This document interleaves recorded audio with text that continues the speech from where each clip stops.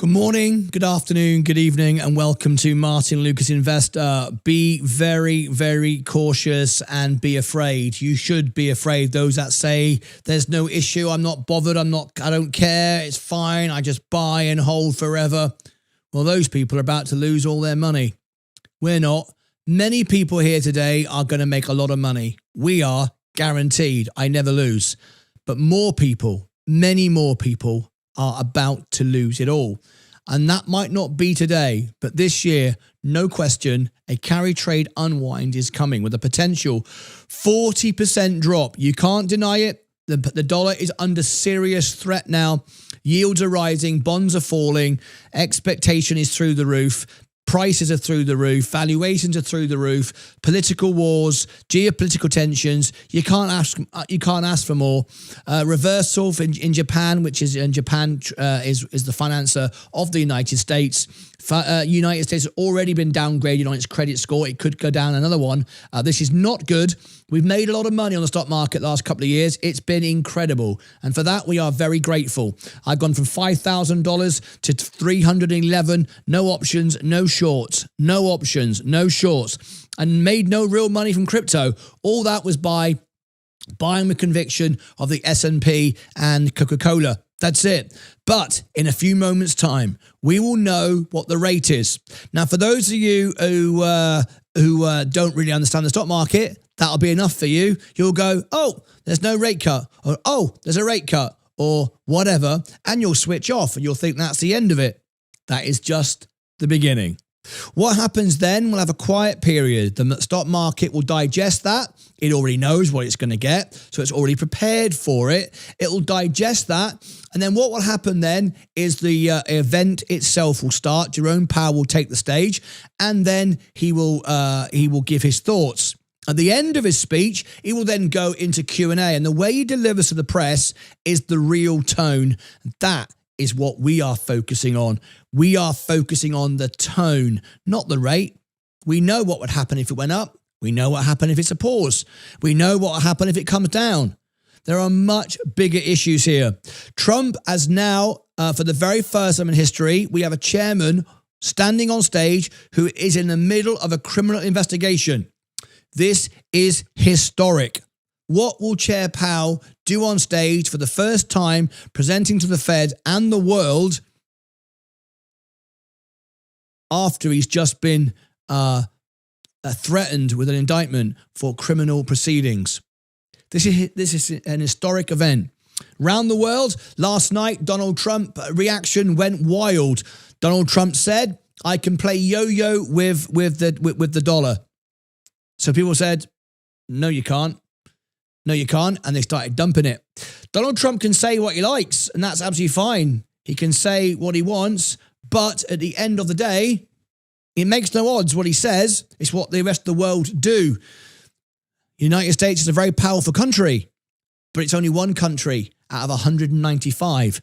And we now know during the night, China is doing a deal with the UK and Canada are doing it through UK.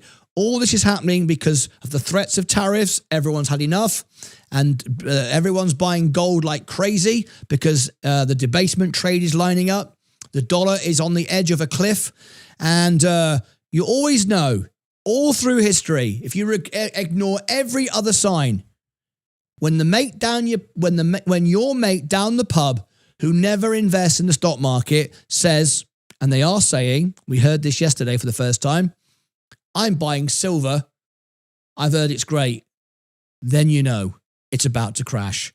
That's people who never invest, never pay any attention to the stock market. Suddenly, it's gone out to the very edges of the world. The very end of the world. People who never read a financial report, don't study the financial documents, don't cover earnings, don't watch the FOMC report, never even heard of Jerome Powell. That's the moment when your mate down the pub, who's leaning up against the bar, tells you it's time to buy gold or silver. And that is happening. Many of you here will say that. These are my trades. I never lose. I always make money. I never will lose. I'm never going to lose. This is the clock. This is the time. This is the date. Trolls will come in today and say, Martyn is scamming you. They'll say this is not even live because they're losing money. They're going nowhere. This is going to be the first channel in the world to get to 1 billion. 100%. Sat here for 4 years with zero.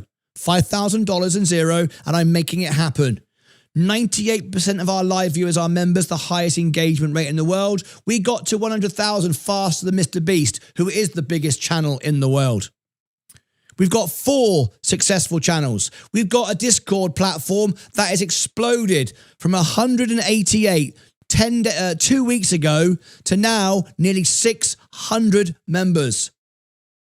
I'm not here to sell you stuff. My training courses, what we provide on Sensei's newsletter, are included for free. We could sell them. We don't. My Discord for all my trades, my private trades, could be, and one-on-one service, live, one-on-one. I answer everyone. We do video on-stage events. We just did one 5 minutes ago. My viewers know what I'm looking at today. You don't know. We're not sharing it publicly. We don't want to be front run. And you are now being front run. I charge 90% discount, $3. That's all it is to be on my Discord and get all my trades. Our extra channel is 99 cents. We're here to help people. I make money investing. I don't need to sell training stuff and videos. I just go live. So with that being said, we are waiting for the announcement. We've got exactly 15 minutes to go. I'm fully out of the market. I can share that with you. No secret. I'm fully out. I've sold all my XRP. I'm out. I'm out of the S&P. VOO, my number one asset. SGov, Treasury bills, 100% out because I want to move fast today.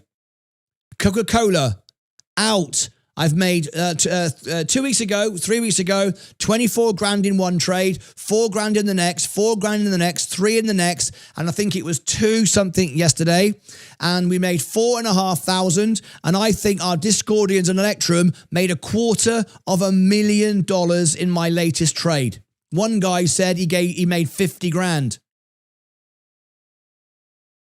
Right? So we estimate we made $250,000 yesterday from the Lucasade and Discordian. So we're getting ready. We're out. We're ready to move. Now, when I move, if I'm able to, I will share it because if it happens live, I might not be able to share it. I will be talking to my Discords. Discordians, I've got the channel open. I'll be chatting to you in my trade channel if I'm looking at a certain asset. Electrum members, I'll be talking to you if I've got a certain asset that I'm looking at. It'll happen very quickly. Don't gamble. Don't guess. Don't gamble. Don't guess. You always make money when you know what you're doing and you're not gambling and you're not guessing. Wait for Jerome Powell to speak. The 0.25 up, down, left and right means nothing. We know it's a pause. Now, if it raises the rates, all hell breaks loose. If he drops the rates, all hell breaks loose and there's no chance to react. If we go down or up, the carry trade could be virtually instantaneous. We need a pause today. We need to calm the market. Because whoever Trump puts in power as the Fed chair, the market through history will react. It will react. It will test the Fed. You are in for one hell of a ride this year and today, so be careful. Do not guess. It's always better to wait. Nothing is gained by rushing. Wait. Know what you're buying and take your time. Even if it's great news and Trump comes out and Powell comes out and says everything is amazing and the market rallies, guess what comes next? It trims. Why? Because it's overbought and it's on the edge of a knife. Just because it goes up doesn't mean it should be going up. So if something happens and takes it up, let it go up. Don't chase it. I won't be doing that. I'll let it go up and up and up and up and up, and then it will go down, and then I'll buy if there's a reason to buy. I don't follow the leader. I lead. I'm not a lemming. I don't go over the cliff. That's why I always win. And I always will win. So we're not guessing. We're not gambling. We are ready. 12 minutes to go. Are you ready? Are you positioned? Are you in margin? I'm not. All margins paid off. I'm in and out of margin 600 grand at a time. Boom, boom, boom. But right now I'm out. I'm sitting, I'm waiting, I'm ready. Now you can be ready too.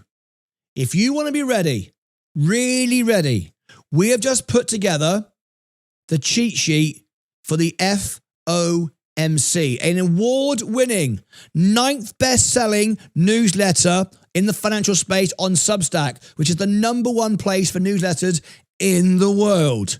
And we are number 9 bestseller. We are giving you right now the newsletter for 60% off. This is it. One day. We've been doing it for a week. This is the very last time. There it is in the chat. 60% off. And we'll give you the cheat sheet. Now, I'm going to show you some of this, but this has just come out. This has just been published. You get a newsletter 6 days a week. You get the free XRP weekly newsletter, and you get today's very timely cheat sheet. Of course, I can't go through all of this because that would be kind of pointless, anyone getting it, right? I'm going to bring you some of this.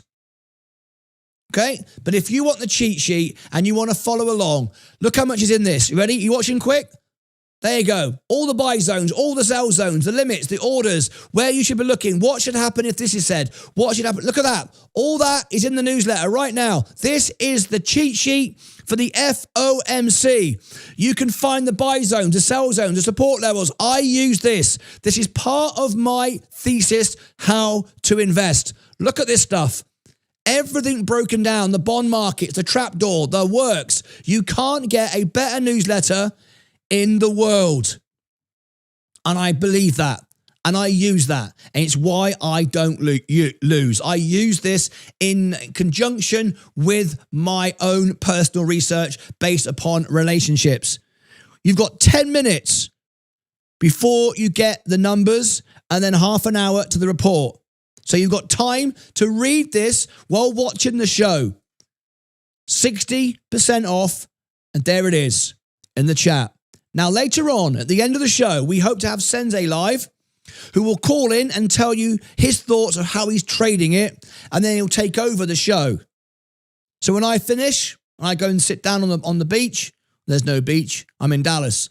Sit on the sofa and pretend I'm on the beach with my big telly. I will go and sit down, have a cup of tea, and I will watch Sensei break it down of how he's trading this from the newsletter and everything else. He will pick up the show. That is what we are planning to happen. Not confirmed yet, but we're planning that to happen at the end of the show. Straight after Jerome Powell speaks, I will hand you over to Sensei. That is the plan. So get ready. We're 9 minutes to go. The rate is not the important part. We've got multiple feeds. We've got CNBC. We've got Bloomberg. We've got all the different news networks around the world bringing us information. But I'll tell you one thing. We will have it before they do because we don't have to wait to verify. I have my own verification system, which is faster than Bloomberg's. I'll have it and I'll bring it to you before they say it. I will already know. You'll see me do it live. All right? So there it is. We are ready. If you want the newsletter, there is the link in the chat. If you want my trades, there's Discord, 90% discount. There is the membership for YouTube Electrum. Let's get ready to make some money. Could I ask, because you're very lazy, everyone to tap the like button and consider subscribing. There's 1,000 people watching. We should be at 500 likes. So we're going to get it done. We are going to make it so. Are you ready? 1 minute on the clock, 500 likes. Here comes the music. We're going to do it. Started out at 149. We want everybody. We don't want lazy people here just watching. When's Martyn going to tell me the trades? I want to know how to make money. No, get involved, get busy, like and share on your social media now. You have 1 minute. We want 500 likes in 5, 4, 3, 2, 1. Let's go.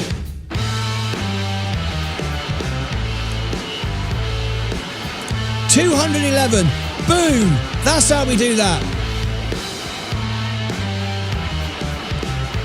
Let's rock and roll.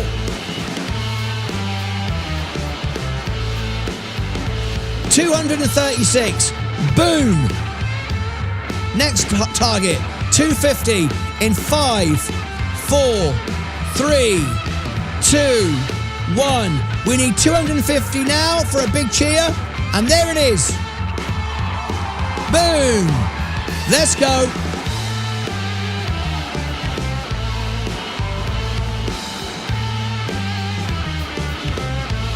The next target is 300.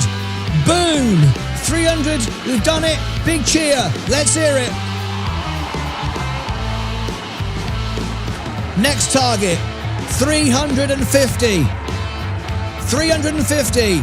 FOMC report 6 minutes ago. We're about to make some money. 350 in 5, 4, 3, 2, 1. 350. Don't let me down. Don't let me down. 3, 4, 6. Come on, come on, come on, come on, come on, come on, come on. Go, go, go, go, go, go. 3, 4, 6. I want the cheer. I want the cheer now. Come on. 354. Go. Boom. Boom. Let's hear it. Boom. The next target is 400. 400. Let's go. Boom. The music has come to an end. We are now at 363. We need 500. Are you ready? Let's do it. Let's do it right now. Where's my overlay gone? I broke it. I broke it. I'm back. I'm back. I nearly broke it. Don't worry. Don't worry. I fixed it. 375. 383. 5 minutes to go. We want to get to 500. Would be amazing, right? Let's do it. The FOMC report is in 5 minutes from now. Let's get ready to go. Have you all got the cheat sheet? Is everyone ready? Let me bring up the link to it for you. There's a newsletter in the chat. We've got Jerome Powell. All you need to do is select why you need generic Viagra. They're on a break. What? Viagra? Bloody hell, what's all that about? Okay, everyone's always on a bloody break in this bloody world. Stop bloody snoozing and get on with it. Right, we just hit 400. 400, we're nearly there. Has everyone shared it on their social media? Wonder if we'll get to 500 before the announcement. Here we go. Now, this is the numbers we're looking for. Has everyone got the cheat sheet? Has everyone got my trades on Discord, the newsletter? Free shares in Robinhood USA and UK? You got all that? Okay, here we go. 402. 4 minutes to go. These are the numbers we are looking for. 3.75 is the current interest rate in the United States. 3.75. Will it remain the same? My guess is it will. Vote in the poll. What are you doing right now? Vote in the poll. 865 votes. 64%. We have now got 4 minutes to go. So while I wait, you've got time to do this very quickly. Here is the homepage of the channel where you're watching now. We have a network. The main channel you're watching now is the Martyn Lucas Investor, live 12 hours a day.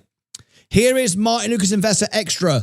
This is now live 24 hours a day and will be the biggest channel, way bigger than the main channel. This is 24 hours a day.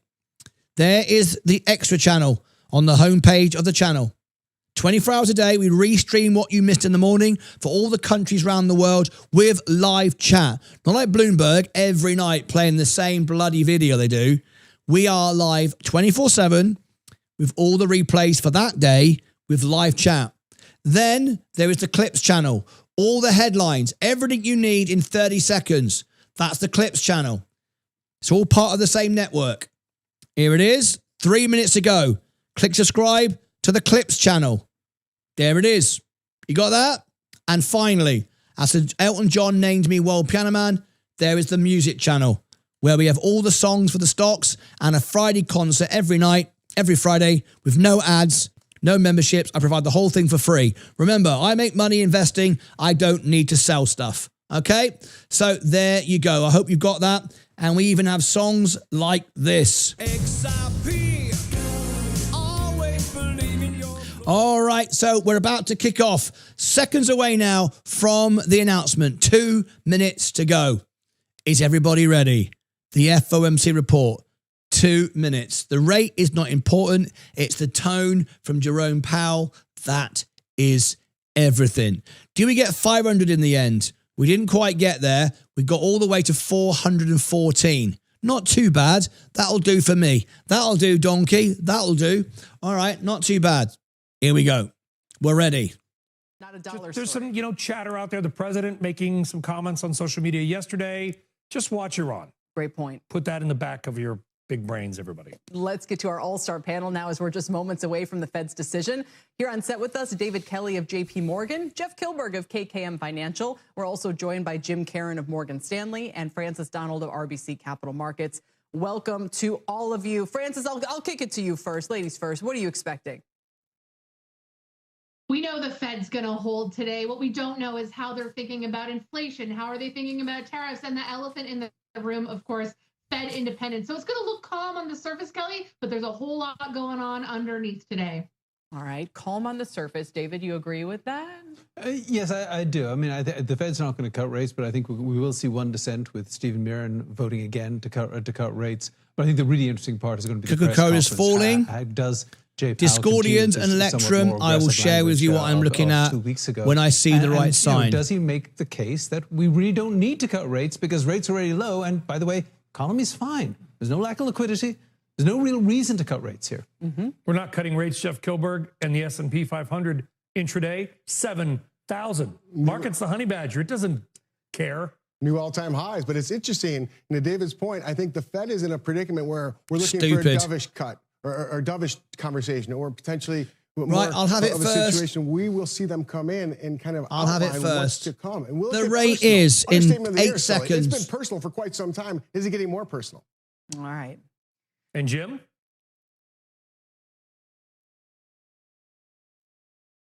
Jim, you there?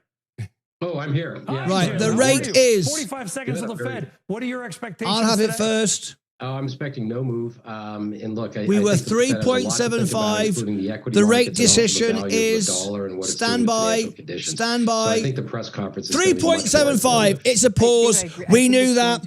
That's no surprise. The market hasn't even moved. It's now the tone. So we were dead right. 3.75. We're ahead of CNBC. We're ahead of them. Let's get rid of them a minute. They're wasting my time. 3.75. Let me see any more details. The benchmark remains 3.75. The average from 5.4% from 1971. Yeah. That's all old news. We know that. Okay, 3.75. We've got the rate. Now we see what the market does. The Federal Reserve pausing after 3 consecutive cuts, maintaining the rate of 3.5 to 3.75. There were, however, 2 dissents, Governors Waller and Myron, both dissenting, favoring a quarter-point cut this time. They kept the language that they used last time to signal a pause, saying that in considering the extent and timing of additional adjustments to the target range, that was what signaled a pause last time, perhaps telegraphing a future pause. There was also a noticeable upgrade to the economy and something of an upgrade to jobs. On the economy, they said it expanded at a solid pace, really marking to market what we know out there in terms of what's been happening with GDP. It had said the economy was expanding at a moderate pace. Job gains, they say, have remained low, but they say unemployment has shown some signs of stabilization. Last time they said it had edged up. They also removed some language that said downside risks to employment have risen. That's gone from the statement. They removed language saying there's been a shift in the balance of risks. That balance of risk was towards downside risk to employment. That's gone right now, too. Inflation, they said, remains somewhat elevated, removing the language that said it has moved up. New voters, Hammock, Logan, Kashkari, and Paulson. I want to say the statement overall suggests the heat has kind of cooled down on both sides of the mandate for the Fed. A little bit more relaxed about inflation, though they're saying it's still elevated. More relaxed on employment, removing that downside risk concern. And just a little bit of trivia here. I'm pretty sure this is right. We're second time in 6 months that 2 governors have dissented, Waller and Bowman in July, now Waller and Myron this time around, though the dissent now is for a quarter, not a 50. Perhaps that's a little bit of coming together. The last time before this past 6 months we had that, guys, was 1993. So still quite a bit of disagreement on the Federal Reserve Market Committee, though perhaps not exactly as much as we've had in the past. Kelly? If you had to kind of sum it up one more time, Steve, just as what you think the main thrust of this is, or if there's any real surprise for markets, do you think that there is one? There's not much of a market move. I mean, the Dow's down about 47 points. I think their hair is a little bit less on fire. And I guess I could say this for me. You know, you got 2 sides of the bald head here. You got the 2 mandates out there. A little bit less on fire on the inflation side, a little bit less on fire on the employment side. They're a little bit more like, we're going to wait and see how this all breaks. I reported earlier on your show, Kelly, that there's going to be 2 things: a noticeable break to the downside on employment or an obvious cooling of inflation. Those things, as you note, the Federal Reserve is above the general belief of where neutral is. It's toward the high side of neutral. That's the way Powell has described it. So there's room for them to come down. But coming down now, I think, is going to require an obvious kind of break. It's not going to be a kind of judgment sort of thing at the margin. They'll do it when employment looks like it's if it's weakening very substantially, or they'll do it if it's obvious that inflation is headed towards the target. Yeah, absolutely. Steve, thanks. And stick around. We'll see you again in just a moment. Let's talk about the reaction. I just quickly, Jeff Kilburg, if you don't mind to jump in here before we get to Rick, some thoughts on what we're seeing play. This is almost like the halftime interview when they're heading to the locker rooms. Okay, there's nothing new from here, so we're going to go back to our own research. Okay, so we got a pause, like we said. No reaction. We're not seeing anything in crypto because it doesn't provide liquidity. There's nothing here good for crypto at all. So we're going to go sideways. Gives me more time to consolidate. Gives me more time to decide how I'm going to play this. And nothing to say there. Coca-Cola, which is one stock I'm looking at. My Discordians and Electra members know that's on the way down. Was I right to sell it? Of course I was. You all know now. I can tell you publicly what I did. I took another $2,000 there from there last night and said we're going down today. I was right, so that we done that. I want to buy it back and do it again for like the 5th time. However, the top price of a defensive is $80. There is a crash coming, so even Coca-Cola will go down 20% if the S&P goes down 40%. So it's still expensive. I'm not looking to buy Coca-Cola yet. I will share all my prices and what my thoughts are shortly. But at the moment, there is nothing to buy. There's nothing crashing, but I told you they wouldn't until we get Jerome Powell speak in 25 minutes. So if everyone taps the like button, that would be great. Have you subscribed as well? And now then, have you all got the cheat sheet? Hopefully you now know how to trade this when Jerome Powell speaks. Have you all got it? There's a newsletter cheat sheet in the chat right now.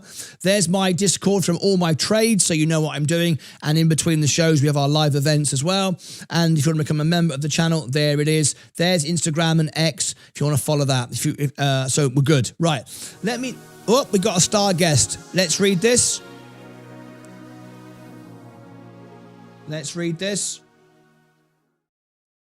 At Clement Lopez 1 tip £2 through Super Chat. Sensei newsletter is the best. Thank you very much indeed. That's very kind of you. So let's go now to our cheat sheet. Hopefully you've all got this. This is going to give you everything you need now to trade the event when Jerome Powell starts to speak. So you've still got time. It's in the chat. If you want the link for the newsletter, I'll give it to you again so you don't miss it. In fact, I'll pin it to the top as well so everyone's got it. 60% off. There is the newsletter right there, pinned to the top. Right, let me go through. This newsletter, which we produced for you today, comes out 6 days a week. Special XRP event, of course, once a week for our XRP and crypto investors. But this is the cheat sheet for the newsletter. The newsletter is for educational purposes only and does not constitute financial advice. Trading financial markets involves a high degree of risk and may not be suitable for all investors. You are solely responsible for your own investment decisions. Please consult a qualified financial advisor before taking action. Absolutely. We're not telling you what to do. We're just giving you the information. All right. So you're all watching it live. You know what's going on. So we don't need that. We don't need that. That's already out for you earlier. Now then, the rate decision, the headline trigger. This is binary. Go, no go signal for the algorithms. Reaction happens in milliseconds. This is the binary go, no go signal for the algorithms. Reaction happens in seconds. Scenario A, most likely, hold. Probability, 97%. The reaction, fully priced in. What we just said. Expect a muted initial move. Risk assets may chop for minutes, not hours. All focus immediately shifts to Powell's tone, wording changes, and the press conference Q&A. That's what we're focused on. That's what I've been saying all the way through, so I was right on this prediction. Why the hold? Core PCE stuck around 2.8%, still above target, growth holding up better than expected. Great. We got scenario A. You now understand it. What if we'd had scenario B, the shock, unexpected 25 basis cut? Probability was 3%. Danger zone. Markets are not positioned for this. The fallout, fast. Algorithms instantly reprice 2026 growth assumptions. 10-year yield collapsed towards 4%. Crypto dumps 15-20%. At risk sentiment flips hard. Why this is bearish? A cut now is no stimulus. It screams something broke. Okay? That's what we didn't want. We didn't get it. Great. Some of you are calling for that. That's what would have happened if we'd got it. What about scenario C? So you like this, folks? This is our newsletter, 60% off. It comes out 6 days a week. This is a special cheat sheet for the event. We do them for special events in addition to the main newsletter. You can get our best ever deal. Tomorrow, this is all over, okay? Scenario C, this is a one-off. Like all week we've been doing this. Today's the last day. The hawkish outlier, rate hike. Probability less than 0.5%. No one thought the rate was going to go up. It was possible, but nobody thought it would. The signal, 25 basis points hike, 3.75 to 4%. The reaction, equities 5% up, instant gap down. Bonds, 10-year yield spikes towards 4.75. Crypto, 25 to 30% liquidation cascade. So you can see rates going down or up would have been bad for crypto. Message, inflation is not beaten, policy stays restrictive. Why it's almost impossible. The Fed finished the 2025 cutting cycle, signaling a pause, not a reversal. Make sense?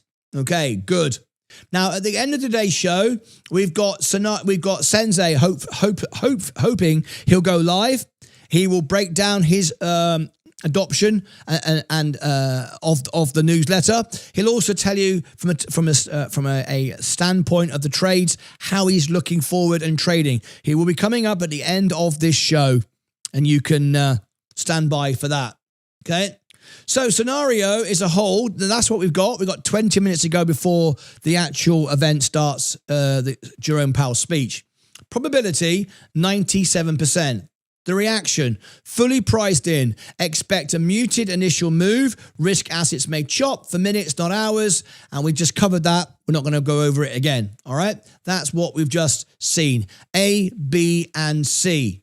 Okay. What comes next?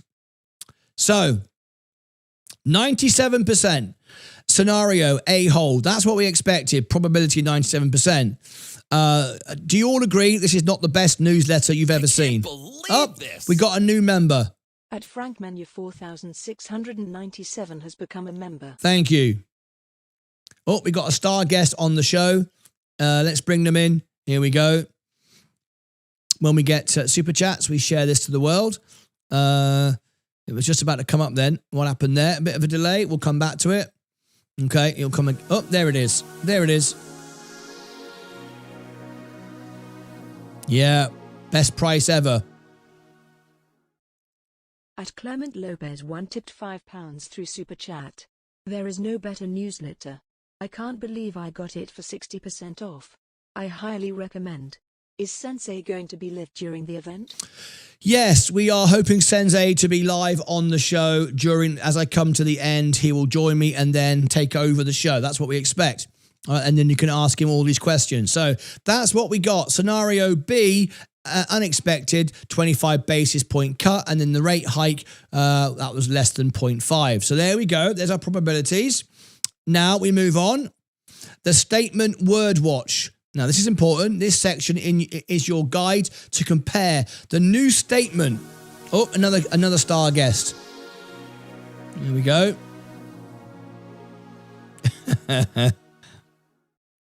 At Diesel_Raider tipped $1.99 through Super Chat. Trump will unite you, Martyn, Sir Martyn Lucas. There you go. How about that? Thank you, Diesel Raider. This section, your guide to compare the new statement at 2 p.m., which is Eastern time, 1 p.m. our time, which we've just passed, against the December FOMC text. Small wording changes here drive the first algorithmic move. Now, this is what we're going to get when Jerome Powell speaks. This is why we're providing you this information in our newsletter. If you've got the cheat sheet, you are watching this right now. You can still get it.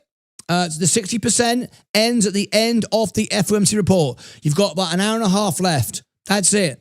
Best ever price ever. Please do click on it now, and you've got the cheat sheet, the weekly XRP. You'll never see this price again. It's done to introduce our new services, and that's it. After today, you'll be paying full price, and you could have got it for 60% off. The statement word watch, a guide to comparing FOMC text. This section is your guide to compare a new statement against the December FOMC text. Small wording changes here drive the first algorithmic move. So A, the inflation paragraph. Previous text, December 10th. Inflation has moved up since earlier in the year and remains somewhat elevated. Dovish, bullish trigger. Inflation has moderated. Inflation has stabilized. Inflation has made progress towards 2%. These are the words you are looking for with Jerome Powell to drive a bullish sentiment. Okay. The signal, green light. The inflation trend is no longer worsening. The Fed has cover to resume cuts in late 2026. And why this matters: in December, the Fed explicitly acknowledged inflation has moved up and remained elevated. Any softening from that language is a meaningful shift. Okay. B, the jobs paragraph. Crucial for crypto and stocks. This is where we look to make money with crypto. And this is all the analysis. This is all the way, as well as my own resources, how I come to the conclusion of what to buy. There's a newsletter. There's my Discord. Get it right now. 60% off for the newsletter. 90% off with my Discord. It's only $3.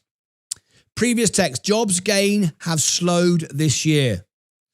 A dovish, bullish trigger. Job gains have cooled significantly. Signs of softening have emerged. Hawkish. Labour market has stabilized. Job gains remain robust.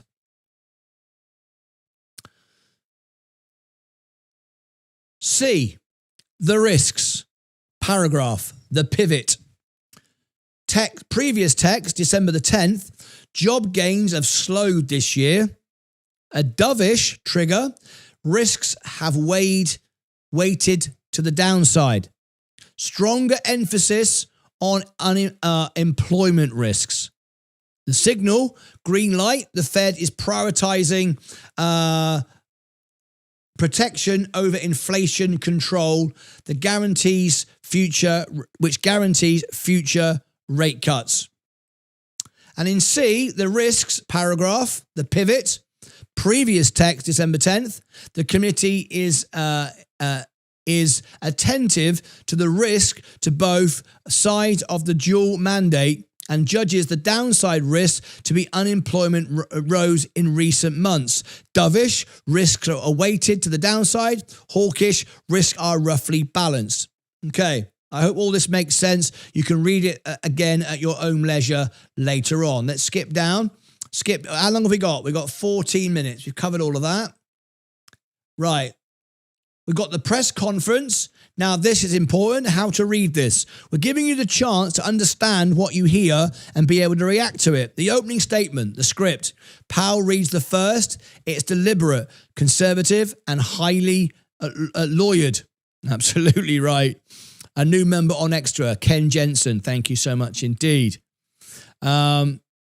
Scenario, a neutral soft hold. If Powell sticks closely to the written statement and frames policy as well positioned, or says the Fed has the luxury of patience, this signaled confidence in the current setup. No urgency to move, no panic, no pivot. Market read, soft landing, narrative intact, and rate cuts are not cancelled. Scenario B, a hawkish lean. If he repeatedly emphasizes that inflation remains somewhat elevated, highlights tariff uncertainty, or stresses the policy needs to stay restrictive for longer, the market reads this as extended pause rather than a bridge to cuts. Market read, higher for longer is reinforced, risk assets struggle to extend. We've got 10 minutes to go. The Q&A, unscripted volatility. This is where the real moves happen. Reporters will push him on 2026 timing, tariffs, and whether June cuts are still realistic. Listen for the specific triggers. Dovish triggers, bullish for stocks and crypto. Stabilized if Powell says inflation has stabilized rather than remains elevated. We're looking for the key words. The S&P is starting to fall as I'm watching it here. Let me have a quick look. We're seeing I'm completely flat. You see, I'm all in cash, 100%. The S&P is down a bit. Might buy some S&P. No, only joking. Virgin Galactic, no rate cuts. They don't like that. Not good. Palantir, overbought. They know a crash is coming. Gold is still going up. A crash is coming. Amazon, down. Apple, down.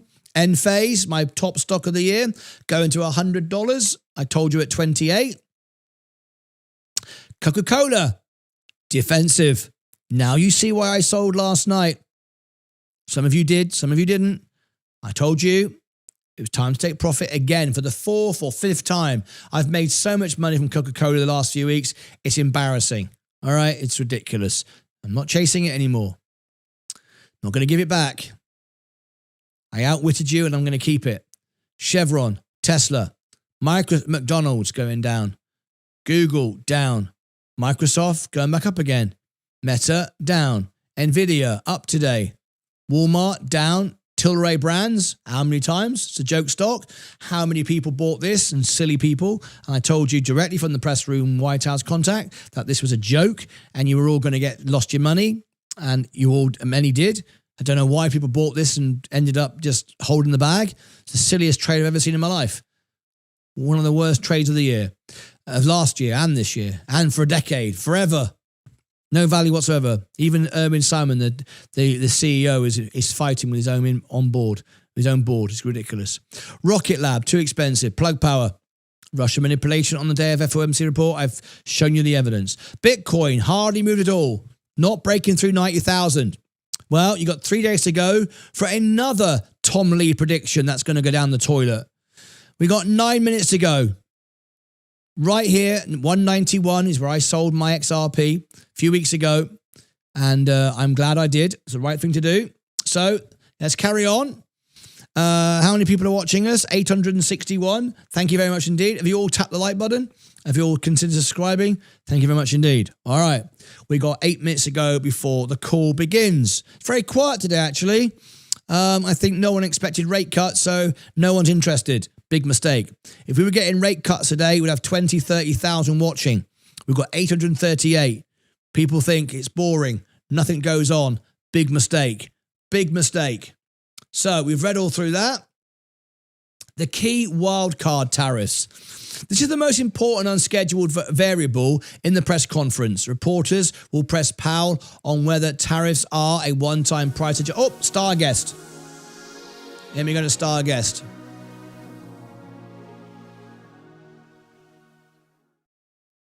At Clement Lopez 1 tipped £5 through Super Chat. When will I see the 5K portfolio challenge and the chart course? Is that part of newsletter? Yes. Is this all included or extra? Yes. No, it's all included. All included. You'll be seeing that, I think it's next week. Yes, look at this. No one cares today about the FOMC.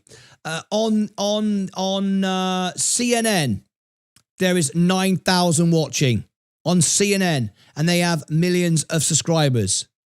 We have 1,500 people, not much more than us, on Yahoo, and they have millions of followers.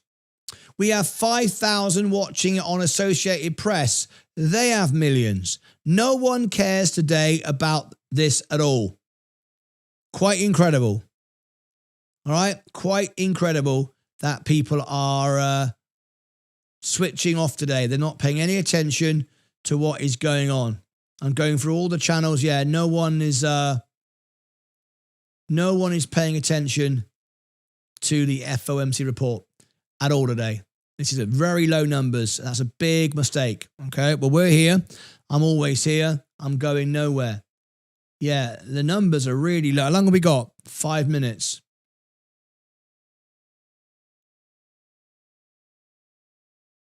Yeah. There's a guy here with 1.25 million subscribers, and he has 2,000 people watching. We have 865. So there you go. I'm going for it all here and seeing why is no one watching. It's because no one expects a rate cut. Yeah, all the way down the list. How many subscribers does Yahoo Finance have? 1.4 million, and they have 1,900 watching. Incredible, right? There we go. There you go. That's it. So we're probably outperforming everybody if you look at the size of our channel, which is great. So thank you for all choosing us. But yeah, it's a very tough day. People are paying no attention. Well, that's great. That's when it all happens. Cannot believe people are not paying attention to this. How can you be on the stock market? How can you be buying crypto if you don't even watch the tone of the Fed? That's what people do. That just shows you, and that's how I can always win with crypto, particularly with crypto, because crypto investors they only ever look at the comic books. They don't look at what's important. And today they're missing all the most important stuff. So we got 5 minutes ago. There was your cheat sheet. I hope you all enjoyed that. There's much more in the newsletter. I can't bring it all to you, of course. There is the deal, 60% off. There is my Discord as well. $3, 90% off right now. All my trades. 900 watt is a good number, no? It is. This. Yes, it is. Yeah. 1048 has become a member. It's about, 9% of our audience. And that's very, very good. Most people get about 1 to 2% of their audience. We've got 9%. Yeah, so we're beating everybody. We know. How could we have more than the main TV stations? It's kind of obvious, right? But we've only got 100,000 subscribers, 110. They've got millions. Some of these are 2 and 3, 4, 5, 8 million. So yeah, our percentage is way higher. But it's a shame that all our XRP investors are just sat down in the pub drinking beer. I mean, this is what it's all about. But then, you can't help some people. That's how we can always win and make money from it, because they're just not paying attention. They're probably watching BitBoy show you how much beer he's drunk this weekend, stuff like that. But anyway, we've got 2 minutes to go. So let's get ready. Is everyone ready? I'll bring it all to you. Or with certain other medicines. They're on a break. Everyone's on a break. We're not on a break. We're not on a break. We never go on a break. Right. So let's get ready. Jerome Powell live on the stage. I'm going to refresh all the screens to make sure we are bang up to date. We've only got 3 minutes to go. So I'm going to go back to the studio and refresh all my screens. Make sure we are the latest we could possibly be. Right. Here we go.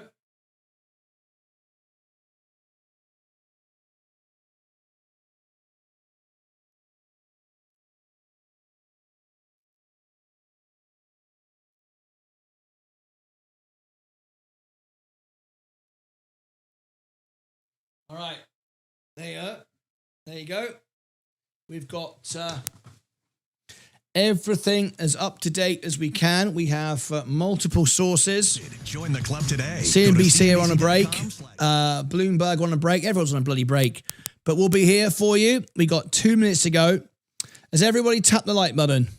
I hope you all have. Have you considered subscribing? Let me know if you've got the newsletter in the chat.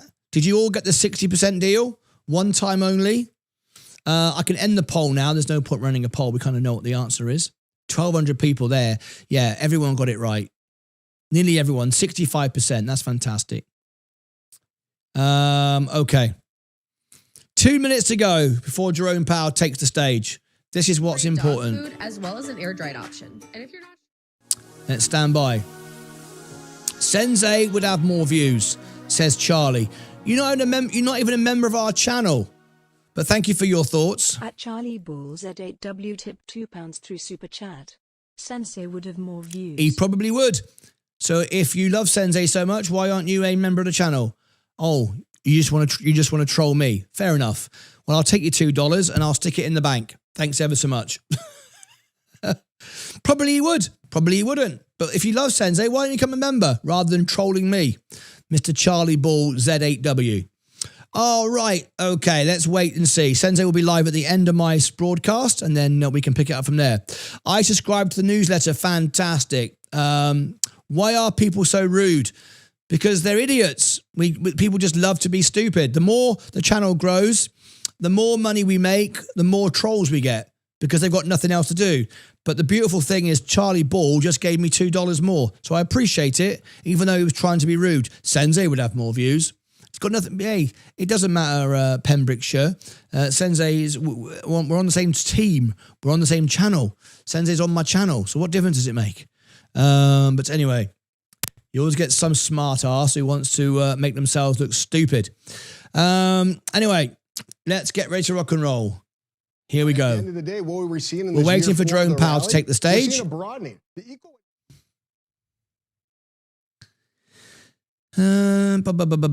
Thank you very much indeed, Alex. Thank you. Do you want to have a little look around?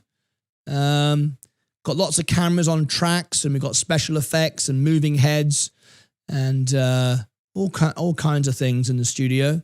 We've got multiple channels running at once. Whoa, whoa, whoa, whoa, whoa, whoa, whoa! The markets are doing something. Here we go. Yep, down goes the S&P. It's starting to sell. Fantastic. I will let everyone know XRP is holding, Ethereum is holding. Coca-Cola is dropping nearly 1% now. Great. So I will let everyone know. All my Electrum members, you will know what I'm buying, when I'm buying, how much I'm buying, and so will my Discordians as well. Here we go. But it's the whole composition of the board for financial deregulation and all the rest of it. Let's go. As mentioned, here comes Fed Chair Powell. I can't Good afternoon. My colleagues and I remain squarely focused on achieving our dual mandate goals of maximum employment and stable prices for the benefit of the American people. The U.S. economy expanded at a solid pace last year and is coming into 2026 on a firm footing. While job gains have remained low, the unemployment rate has shown some signs of stabilization, and inflation remains somewhat elevated. There's your words. In support of our goals, today the Federal Open Market Committee decided to leave our policy rate unchanged. Having lowered our policy rate by 75 basis points over the course of our previous 3 meetings, we see the current stance of monetary policy as appropriate to promote progress toward both our maximum employment and 2% inflation goals. I will have more to say about monetary policy after briefly reviewing economic developments. Available indicators suggest that economic activity has been expanding at a solid pace. Consumer spending has been resilient, and business fixed investment has continued to expand. In contrast, activity in the housing sector has remained weak. The temporary shutdown of the federal government likely weighed on economic activity last quarter, but these effects should be reversed as the reopening boosts growth this quarter. In the labor market, indicators suggest that conditions may be stabilizing after a period of gradual softening. The unemployment rate was 4.4% in December and has changed little in recent months. Job gains have remained low. Total non-farm payrolls declined at an average pace of 22,000 per month over the last 3 months. Excluding government employment, private payrolls rose at an average pace of 29,000 per month. A good part of the slowing in the pace of job growth over the past year reflects a decline in the growth of the labor force due to lower immigration and labor force participation, though labor demand has clearly softened as well.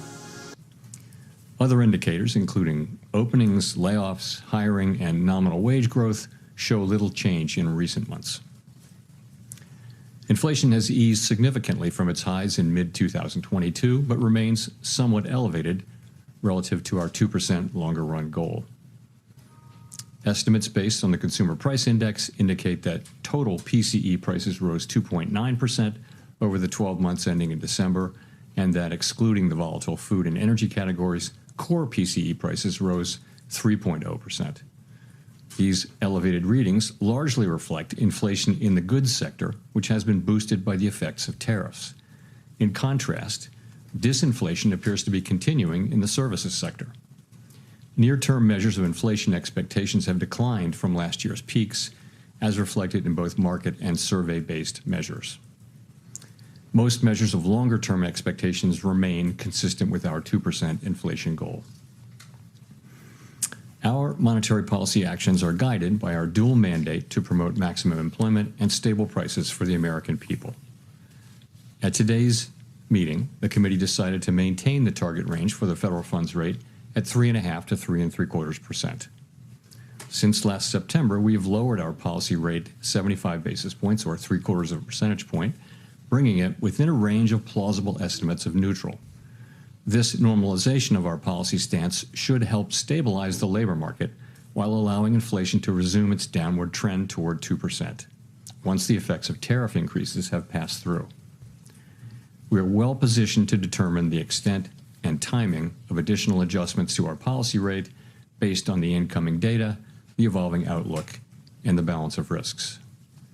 Monetary policy is not on a preset course, and we will make our decisions on a meeting-by-meeting basis. To conclude, the Fed has been assigned 2 goals for monetary policy: maximum employment and stable prices. We remain committed to supporting maximum employment, bringing inflation sustainably to our 2% goal, and keeping longer-term inflation expectations well anchored. Our success in delivering on these goals matters to all Americans.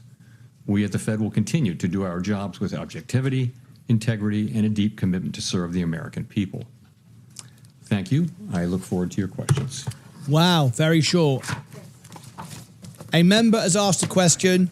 Sensei would do a better job. Chris Rugaber at Associated Press. Thank you. You get a. I wanted to ask that you attended. You get a poll if you are a member. Last week on okay, the so case, whether it's embarrassing for me or good or bad, if you're a member, you can have a poll. So he wants to know who does the best. Secretary's So criticism. I'll ask it. So let me start Here's with, the poll. I don't respond to comments by other officials, whoever they may be. It's just not appropriate to do that. I will tell you why I attended. I would say that that case is perhaps the most important legal case in the Fed's 113-year history. And as I thought about it, I thought it might be hard to explain why I didn't attend. In addition, Paul Volcker went to a Supreme Court case famously in, I guess, 1985 or so. So it's precedented, and I thought it was an appropriate thing, and I did it. Great. And then just quickly follow on the job market. You mentioned last month that the household survey might be distorted, and you also mentioned the potential for overcounting jobs, which would suggest that we're still in a negative hiring pace.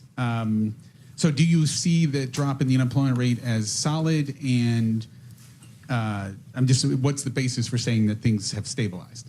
Thank you. So, yeah, really 2 questions. One is, so we're getting through the distortions in the data from the shutdown.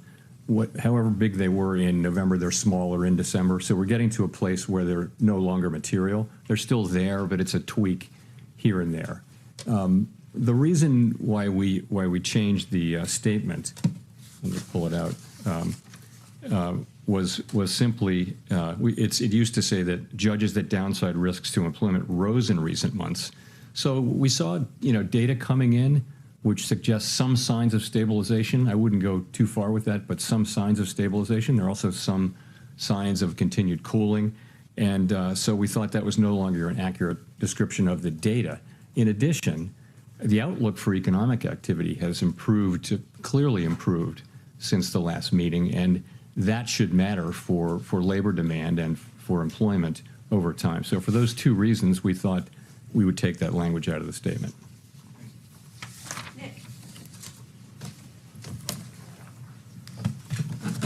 Nick Timbers, The Wall Street Journal. Chair Powell, you've generally avoided engaging with political controversies directly, and the video statement on January 11th was a departure.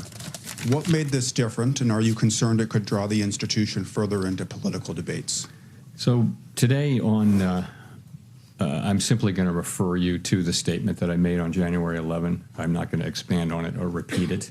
So I'm just not going to. This is really about the press conference and the economy and what we did today, and some ancillary areas. But I'm not going to be getting into that. Can you say whether the Fed has responded to the subpoenas? I have nothing for you on that today. Mike. Michael McKee from Bloomberg Radio TV. Have you made a decision on whether you would remain as a governor of the Federal Reserve? And if so, would you tell us what it is? And if not, when might we anticipate a decision? No, and I really, once again, have nothing for you on that today. That either. Why would you want to leave it all under the circumstances? Again, I don't want to get into this. It's not something I'm. There's a time and place for these questions, but not something I'm going to be getting into today. Thank you. Thank you. Claire Jones, Financial Times. Thanks a lot for taking my questions. In another one that might, lead to a similar answer. We've seen quite big movements in the dollar over recent days. What do you think is driving the US currency lower? And have you been at all concerned just by the extent of the volatility we've seen this week? Thank you. So, Claire, as you probably know, we don't comment on the dollar. Really, the administration, especially the Treasury Department, has the job of oversight over the currency and exchange rates and all that. We don't comment on that. It's not our role. So I have nothing for you. But, what's your view on the market movements? What do you think behind them? Is it asset managers diversifying? Is it? Yeah, I just don't. We don't talk about the dollar. We don't talk about what moves it around. It's just not appropriate for us to do so. Really, the Treasury Department has that. It's their role, their bailiwick, and we stay off it. We do monetary policy and some other things, but we don't comment on the dollar. Sorry. Hi, Chair Powell. Neil Irwin with Axios. Obviously, no SEP in this meeting, but in light of the slight firming up of the language around growth in the labor market in the statement, should we assume that the timeline for any further rate cuts is pushed back compared to what people might have thought in December? Well, first of all, if you look at the incoming data since the last meeting, clear improvement in the outlook for growth. The data have come in, and sentiment, the Beige Book, everything comes in suggesting that this year starts off on a solid footing for growth. Inflation performed about as expected, and as I mentioned, some of the labor market data came in suggesting we're evidence of stabilization. So it's overall a stronger forecast, really, if that's your question. I'm not sure I answered your question. But in terms of timing or pacing of any additional easing? So we haven't made, what we'd say about this was that after this meeting, after the 3 recent rate cuts, we're well positioned to address the risks that we face on both sides of our dual mandate, and we'll continue to make our decisions meeting by meeting based on the incoming data, the implications for and the outlook and the balance of risks. Haven't made any decisions about future meetings, but the economy is growing at a solid pace. Just thought you might like to know, Bloomberg, with 3 million subscribers, so we'll have be looking 13,000. to goal variables, and we have 110,000, and we have 1,000.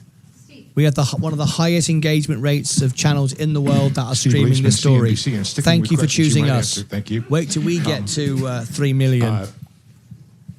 Thank you. You had previously, I believe, described the current policy rate being at the higher end of neutral. And if you look at the longer run, the S&P and the longer run rate, 16 of 19 officials are actually below there on their long run. Is the Fed still in a process of bringing it down towards a middle range of neutral? And what would it take to get there? So the count I did was that 4 of the 19 were at or above that.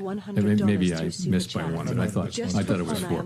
And if you look at the dealer survey, it was 10 out of 58 where we're at or above. So you're right. It's the higher end of the range. What we say is it's within the range of plausible estimates. If a troll wants to try and troll the channel, it's fine. So for some people, they have a right to have a poll. I give you a poll.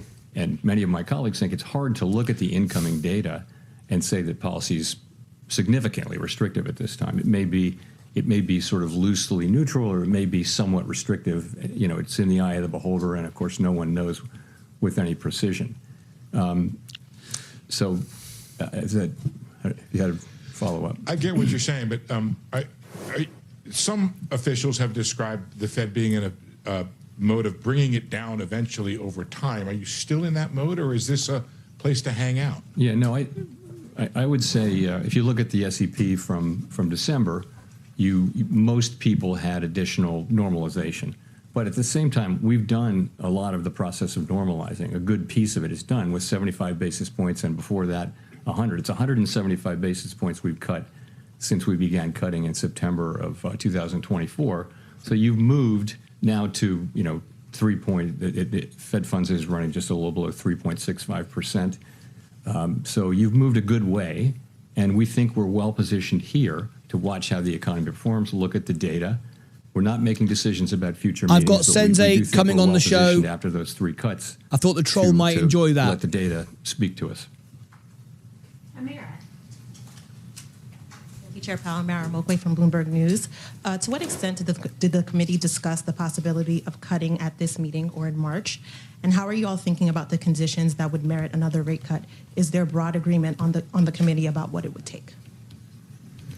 So there was broad support on the committee for holding today. Broad, I would say, including among non-voters. So that's where that was. Of course, some people did want to cut and dissented, but committee pretty broadly for holding today. We're not trying to articulate a test for when to next cut or whether to cut at the next meeting. What we're saying is we're well positioned as we make decisions meeting by meeting, looking at the incoming data, evolving outlook, and all that.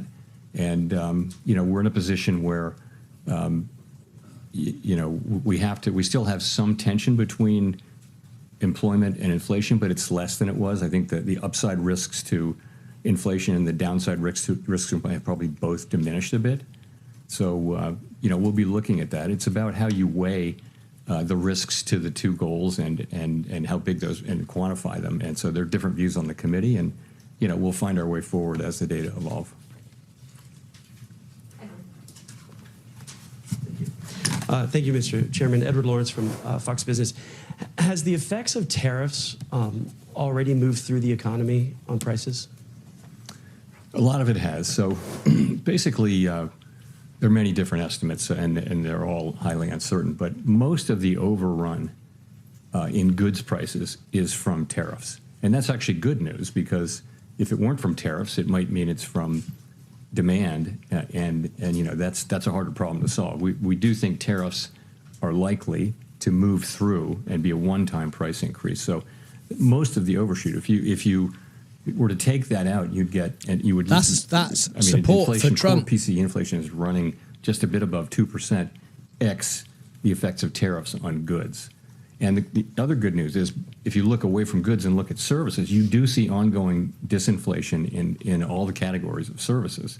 So that's a healthy development. So that's what's going on. The expectation is that we will see the effects of tariffs flowing through goods prices, peaking, and then starting to come down, assuming there are no new major tariff increases that are begun. And that's what we expect to see over the course of this year. If we see that, if we see that, that would be something that tells us that we can loosen policy. Also, if we see something that suggests that the labor market is not stabilizing, that in fact the downside risks reemerge or the data just get worse, we'd have to look at both of those. There it is. That's a crypto rally confirmed for the end of the year. President Trump does pick now I'm looking for an entry on XRP. What does that look like? How would you work with that person, and what does that transition period look like? I don't have anything for you on that. That will depend on Congress's actions and things I can't speculate on. Yeah. Howard Schneider with Reuters. Thank you for taking our questions. Given the changes in the statement and all you've said so far, is it fair to describe risks to both sides of the mandate as roughly balanced right now? And is the next move necessarily down? I'd say that the upside risks to inflation and the downside risks to employment have diminished, but they still exist. So there's still some tension between the mandates. Are they fully in balance? Hard to say. And we think our policy's in a good place. I've just discussed reasons why we might change our policy, and we'll just have to see how the data lead us. I'm wondering. A minute ago, you said you felt expectations were consistent with your mandate. That the 2 and the 10-year break-evens have moved quite notably in the last couple of weeks, I believe. Is there any concern on that front? I mean, I recently looked at all of the both survey and market-based short-term inflation expectations have come way down. They were in a good place at the beginning of last year. They spiked around Liberation Day, and now they've fully retraced in the last few months. So that's very comforting. And the longer-term inflation expectations have remained in places that are very consistent with 2% inflation over time. So expectations have been solid, and they reflect confidence in the return to 2% inflation.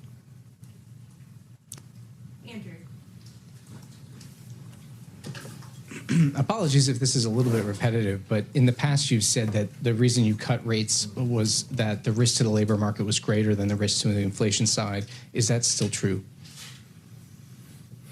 We haven't made. You're right. We saw the labor market weakening, and we acted, and I think that was the appropriate thing to do. We will always act to address what we see as the economy moving away from our goals.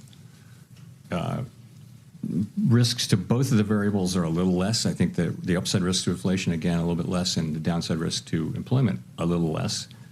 I just would say that I'm not making a judgment about how, one of them is more at risk than the other, just that the risks to both of them have diminished. Okay, thanks. BIS wrote a paper last summer which concluded that global investors were hedging their dollar exposures in ways that previously they hadn't because of policy uncertainty. Do you agree with BIS? We really don't see much at all about that whole story. There's just not a lot of data that suggests that there's much to that. Thanks. Anna Swanson with the New York Times. Can you talk more about what you would need to see in the labor market to conclude it's time to resume easing? Do you need to see further deterioration in the labor market, or would it be enough for inflation to soften? So we'll always be looking at both things. And so there could be combinations, infinite numbers of combinations that would cause us to want to move. Certainly, a weakening labor market would be an argument for loosening.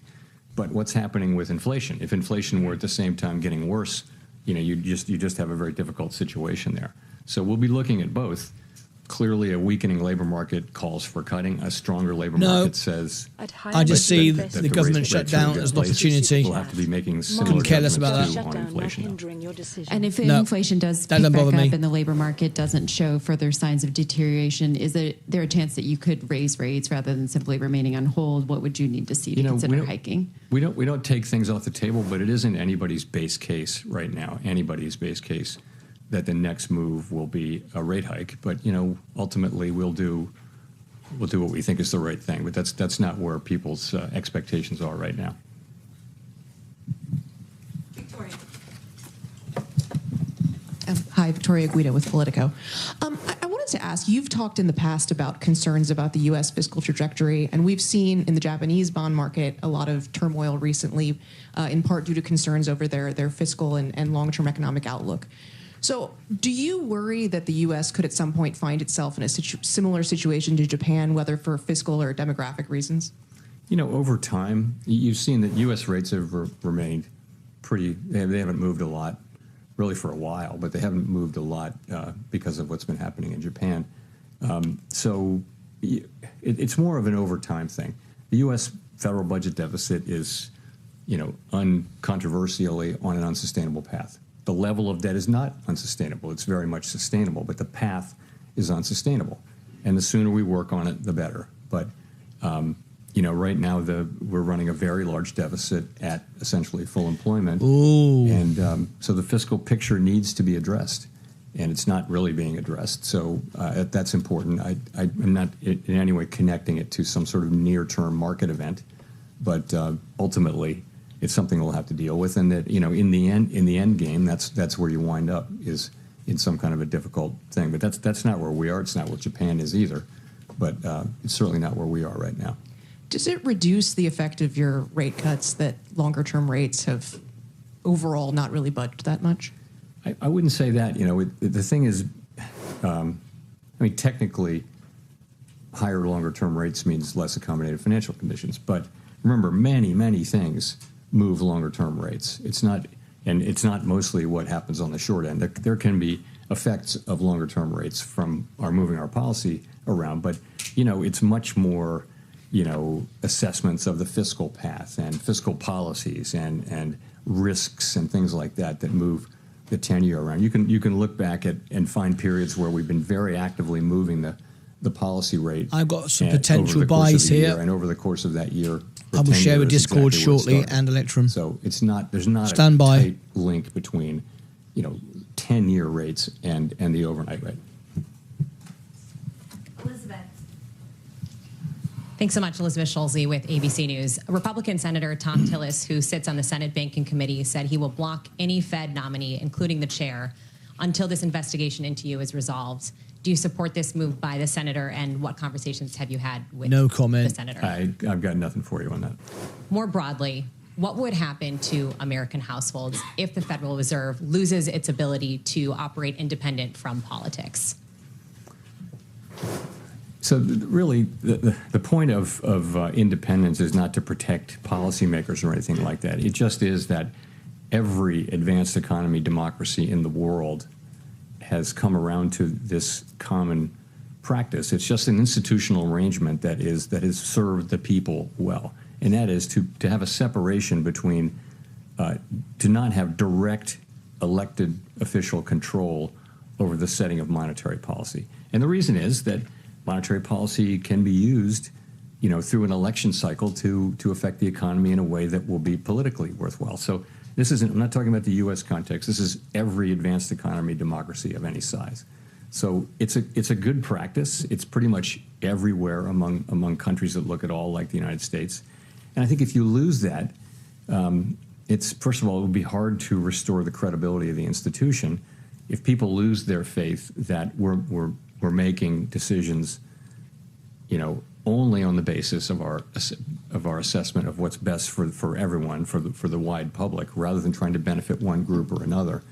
If you lose that, it's going to be hard to retain it. And we haven't lost it. I don't believe we will. I certainly hope we won't.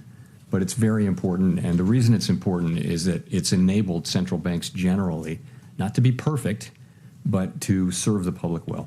You're confident it can maintain that independence at this point? Yes. I mean, I'm strongly committed to that, and so are my colleagues.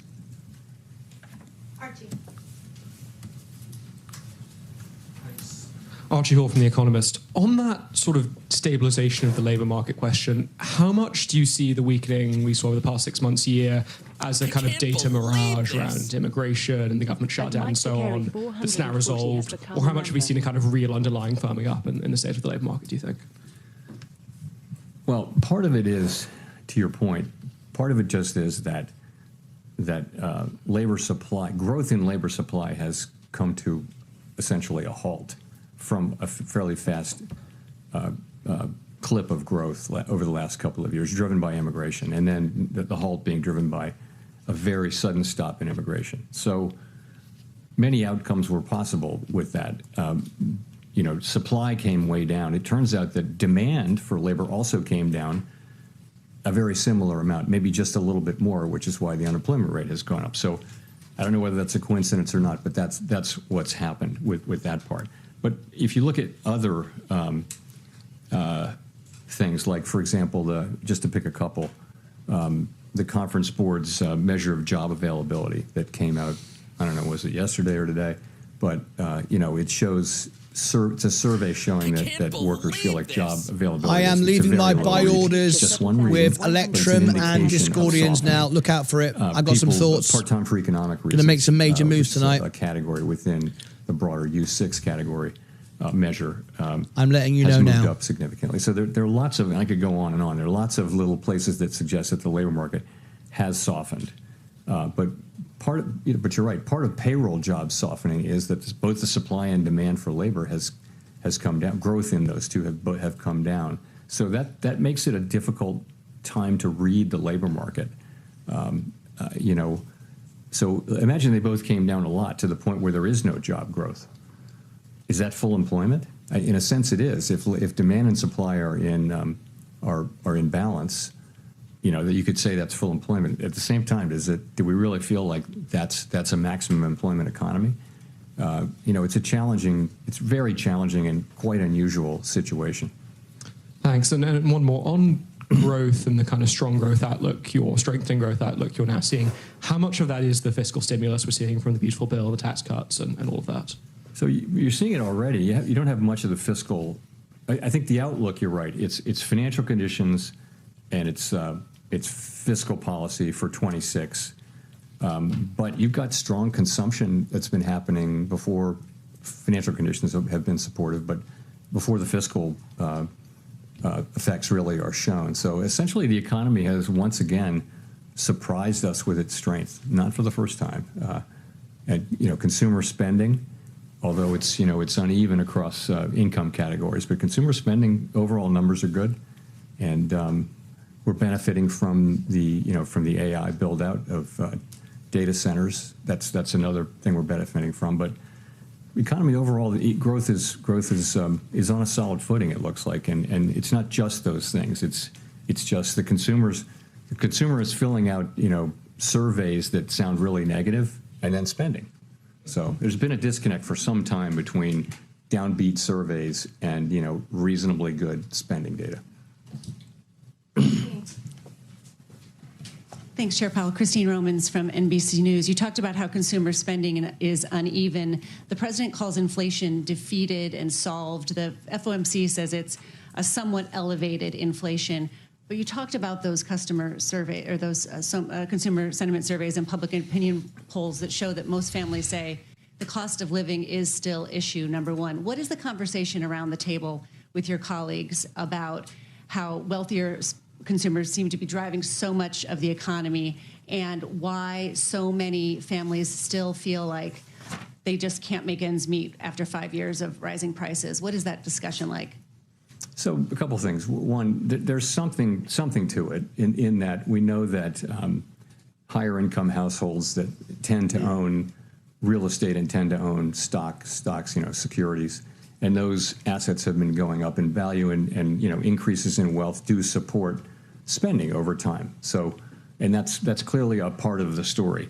We also know that for some time now, for a year or more, we've been hearing from retailers, for example, that serve lower income customers, whether it be food or the big box stores or anything. They're saying the same thing, which is our consumers are looking to economize. They're trading down from brands, and they're buying less, and it's changing their buying habits and that kind of thing. So we're seeing that, and that is a reality of what we're seeing. They're still consuming, but Electrum members have my thoughts of what I'm doing, and I'm now posting it on Discord as well in the Lucas Trades. Through the reserve banks and also through the Board of Governors, where we talk to small and large businesses and households. And so we do hear a lot about affordability, and we take that very seriously, and we take it to heart. because, our job is, one of our jobs is price stability. And so, the best thing we can do for people who are feeling that squeeze is to keep inflation under control and, frankly, to finish the job of getting inflation back down to 2%. You mentioned the AI build-out as being positive for economic growth this year.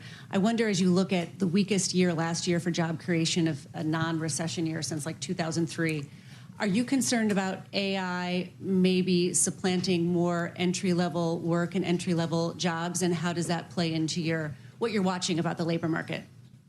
So everyone, of course, is watching AI and the deployment and, trying to understand exactly what's happening. And there's a wide range of possibilities. It's hard to say. And of course, anyone who uses it is amazed at what it can accomplish, right? So every technological wave will eliminate some jobs and create other jobs. And it's always been the case. If you look back, wave after wave after wave, there will be some disruption, but ultimately technology increases productivity, which is the basis for rising wages. And it may not all happen immediately, but over time, it's what enables incomes to rise over time, is rising productivity. So we always ask, well, this is going to be different. Is it going to be different? And we don't know. And we may, in any case, see in the short term jobs that are being eliminated by the capabilities of AI. We may see that. We just don't know what the overall effect is going to be. So how to think about it in macroeconomic terms, it's very hard. We can look at the aggregate data. We can analyze, for example, there is some connection, it appears, between the low hiring rate for recent college grads and AI, but it's not the main or only driver. You hear large companies, though, many of them saying that they either won't be hiring for some time, or that they're hiring less, or that they're laying people off, and they tend to refer to AI when they do that. So we're all watching and learning, and it could certainly have pretty significant effects on the economy, the workforce, and our society. We don't really have the tools to address the concerns that may arise, but we have a lot of people who focus on analyzing it and try to understand what the macroeconomic implications are, which is our job.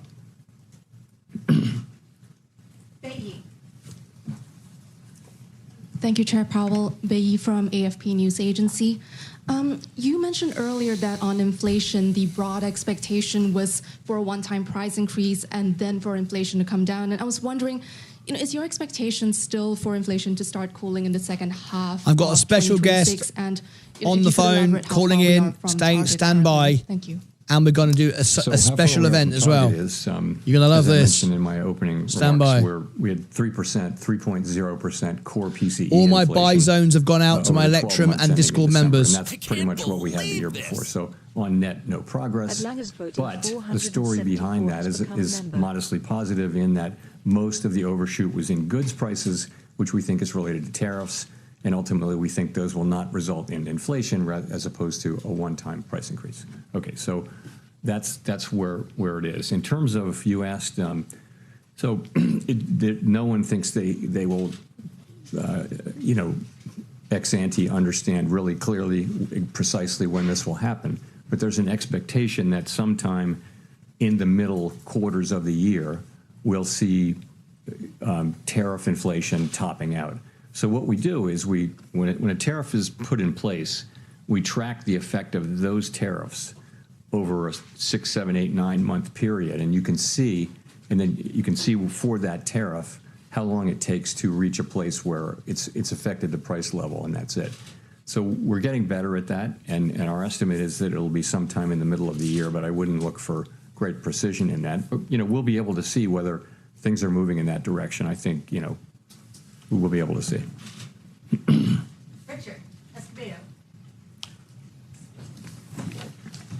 Thanks, Chair Powell. I'm Richard Escobedo with CBS News. I want to look outside the U.S. about what's happening outside our shores and how it impacts the U.S. Canada's Prime Minister said last week that there's been a rupture in the global order, and I wonder how you're thinking about geopolitical risk as it relates to the U.S. economy. So I can't comment on that speech or statement or anything like that. Geopolitical risk for us is a lot of it is around energy, oil. And so far, we haven't, for all the turmoil, oil prices have come down, as you know, and so we don't really see much. Longer than that, it's trade, and the trade, our economy has pulled through pretty well, you'd have to say, given the very significant changes in trade policy. The U.S. economy has pushed right through. Partly that is that the way that what was implemented was significantly less than what was announced at the beginning. In addition, other countries didn't retaliate, and in addition, a good part of it hasn't been passed through to consumers yet. It's being taken by companies that stand between the consumer and the exporter. So that's where that is. Jennifer. Thank you, Chair Powell. Jennifer Schonberger with Yahoo Finance. With third quarter GDP growing at 4.4% and the fourth quarter expected to have a 5 handle on it as to what the Atlanta Fed is predicting, at a time when you had a government shutdown and we thought that was going to shave off some growth, you've also got the fiscal tailwinds you've talked about, big tax refunds coming, potential tariff dividend. How could you cut rates and not spur inflation in that environment? Well, we didn't cut rates today, but it depends on how fast potential output is growing, right?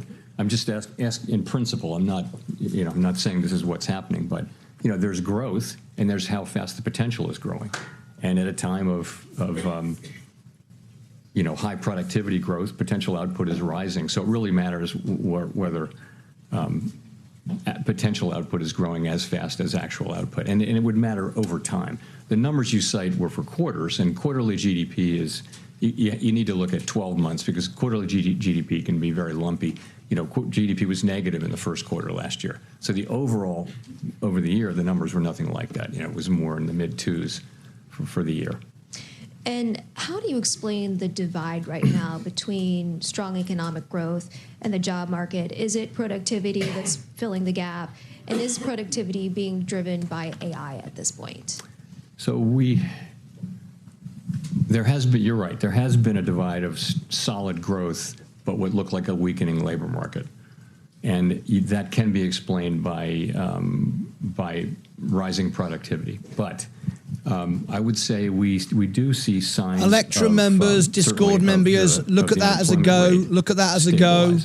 So it may be we're seeing the beginning of the resolution of those two things. Also, as you probably know, the lore is that when GDP and the labor market get into an argument, in the end, the labor market data is more reliable. GDP data is very hard to collect and understand, but nonetheless, I think we may be seeing that tension resolving a little bit. Too soon to say with any confidence, though.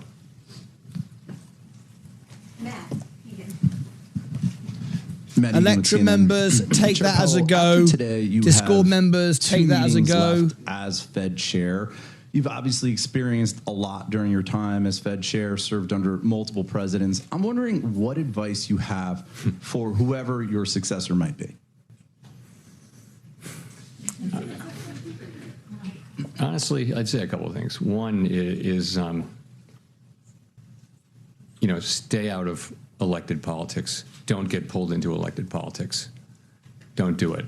And that's another thing. Well, another is that our window into democratic accountability is Congress, and it's not a passive burden for us to go to Congress and talk to people. It's an affirmative, regular obligation.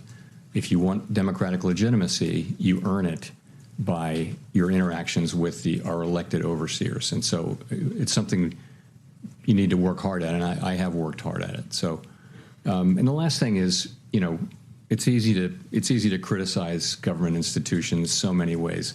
I will tell whoever it is, you're about to meet the most qualified group of people you not only have ever worked with, you will ever work with. And when you meet Fed staff, and not everybody's perfect, but there isn't a better cadre of professionals more dedicated to the public well-being than work at the Fed.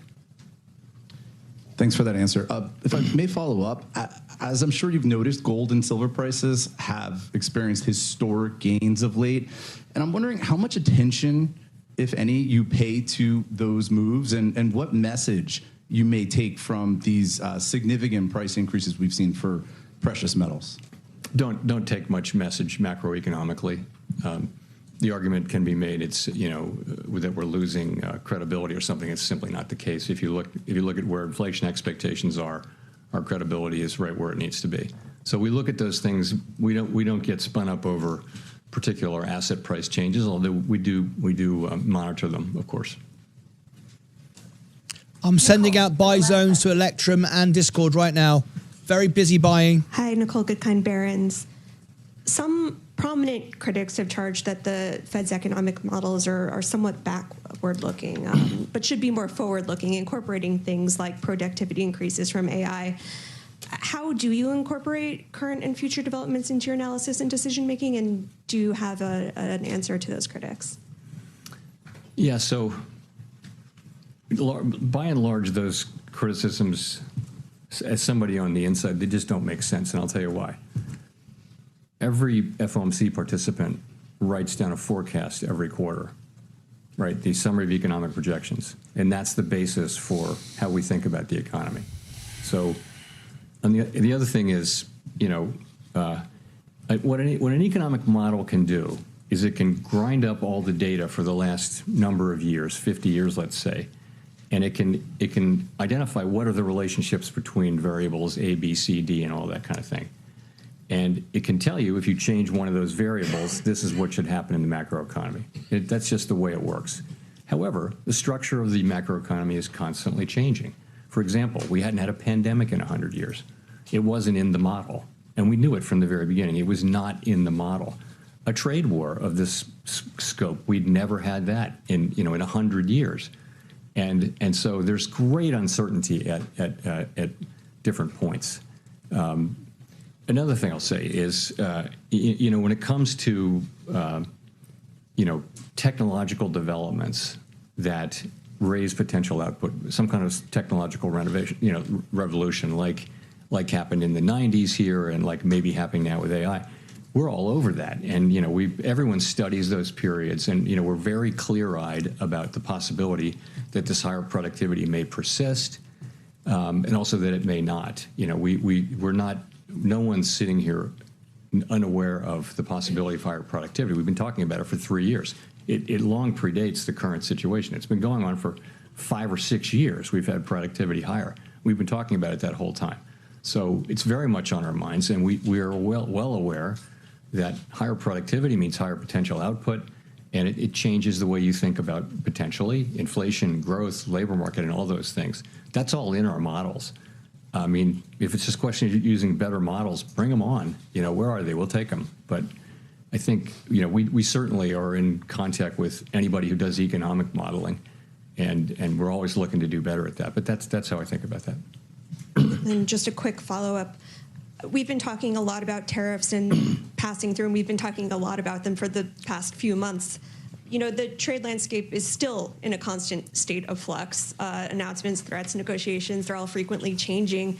So I'm wondering how you actually track these, what data or channels are most critical to follow this in real time. Trade? Yeah, the impact of tariffs and how they're changing. Yeah, I think our staff has done a really nice job on that, and they've kind of put it together in real time. So as I mentioned, a tariff gets put in place. You can pretty I've much got track Sensei its joining effects me at the on end. Pricing. We've got a special so event about to happen. Plus, my buy orders have gone to Electrum members and Discord members. Very much of a I'm making some forecast. major Now buys. It's every cycle that goes by, I think everyone is missing by this. actual data. And our forecasts were not far off. What changed was, as I think I said earlier, what was implemented was smaller than what was announced. In addition, we didn't see retaliation internationally, and I think people did generally expect that because we saw that in the past, and that really mattered too. And then the other thing is that pass-through didn't know how fast that was going to be to consumers, didn't know how much exporters would take, how much companies in the middle would take, and how much the consumer would take. And it turns out it's a lot of companies in the middle who, by the way, are pretty strongly committed to passing the rest of it through, which is one of the reasons why we need to keep our eye on inflation and not declare victory prematurely. We're done? We're done. Okay. Thank you very much. All right, stay right where you are. We've got a star guest joining me on the show. A lot's been going on, some buy orders going in. Here he is. You asked to see him. We even did a poll. A troll came in and said, Sensei does a better job. So we did a poll, and we ran the poll just to embarrass me. But it was okay. It came out all right. Sensei, did you see Thanks it? for having me on the show. We love the trolls. We love the trolls, especially when they're like me. Yeah, exactly, mate. Exactly. But you didn't win the poll, though. Just saying. Maybe next time. Maybe next time. Let me line you up. There you are, looking good. Yeah, it was a bit of a funny moment. As a member, you can always do a poll, whether it's, as long as it's not rude, and we're fine with it. Sensei, it's great to have you here. You're looking absolutely fantastic, by the way. Great cheat sheet, great information. As are you. Thank you, mate. You've got your golden jacket on. Oh, yeah, golden opportunity. I'm not going to share my trades, what I've just done, but because I've just put them out. Once I digest with all my viewers, all my Discordians and Electrum, we'll get straight into it. But anyway, there's a reason why you're calling in. We've got, in fact, you tell me, Sensei, you've just dropped something to me really big, and I want to share it with everybody. Talk to me about what it is you want to say, Sensei.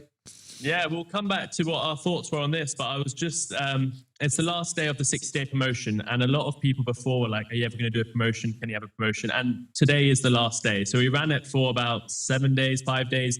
Today is the last day, and we're going to we're not even going to wait until midnight. We're just going to do the next 10 people. As soon as they're gone, and then this promotion can end, and we can get back to the 3 big things coming to a newsletter. So Martyn's going to put the link in the chat, and it's the next 10 people. I'll keep everyone updated as we talk about the newsletter. Martyn's might give us a little bit of an insight into his trades and where you can find them, and then we can talk about the FOMC. So I'd love to hear your thoughts on the FOMC, and then we can talk a bit more about all the new things coming to newsletter. But I'll give a quick synopsis. The newsletter, the portfolio challenge is coming out, the training course is coming out, and the portfolio challenge is sort of my playbook into some of the things me and Martyn have discussed behind the scenes, some of the trades I've taken. Remember, me and Martyn found Robin Hood at crazy low levels, $10, Rocket Lab at crazy low levels. These are the sort of stocks I'm going after and trying to find. We're looking at the copper industry this week. So yeah, that's going to start this week. Training course with all the charts that we've been doing on the show is coming out. My full way of doing that, very short video, plus all the follow-up videos coming out. So that's going to be part of the new service, and also the net worth tracker, the debt planner, and the budget planner. That's all going to be the new products, as well as all the analysis, all the cheat sheets you get on an ongoing basis. So 10 spots, go and grab them while they last, because once they're gone, and we never have a promotion like this again. But yeah, just all right. To make that clear. Let me just, because I'm going to tell you what my trades are. Can I just have all the Discordians, please? I know you're all watching while you're in the chat. It's like they're doing multiple things. All my Discordians, please. Can you just go yes in the premium channel, please, and say you've seen my trades? You know what they are, then I can talk about them. Just give me a yes. So if I write everyone, I know this will take a second. Everyone will do it straight away. Everyone, can you say whether you've seen my trades or not? Because I want to talk to Sensei about it. Did you see my trades?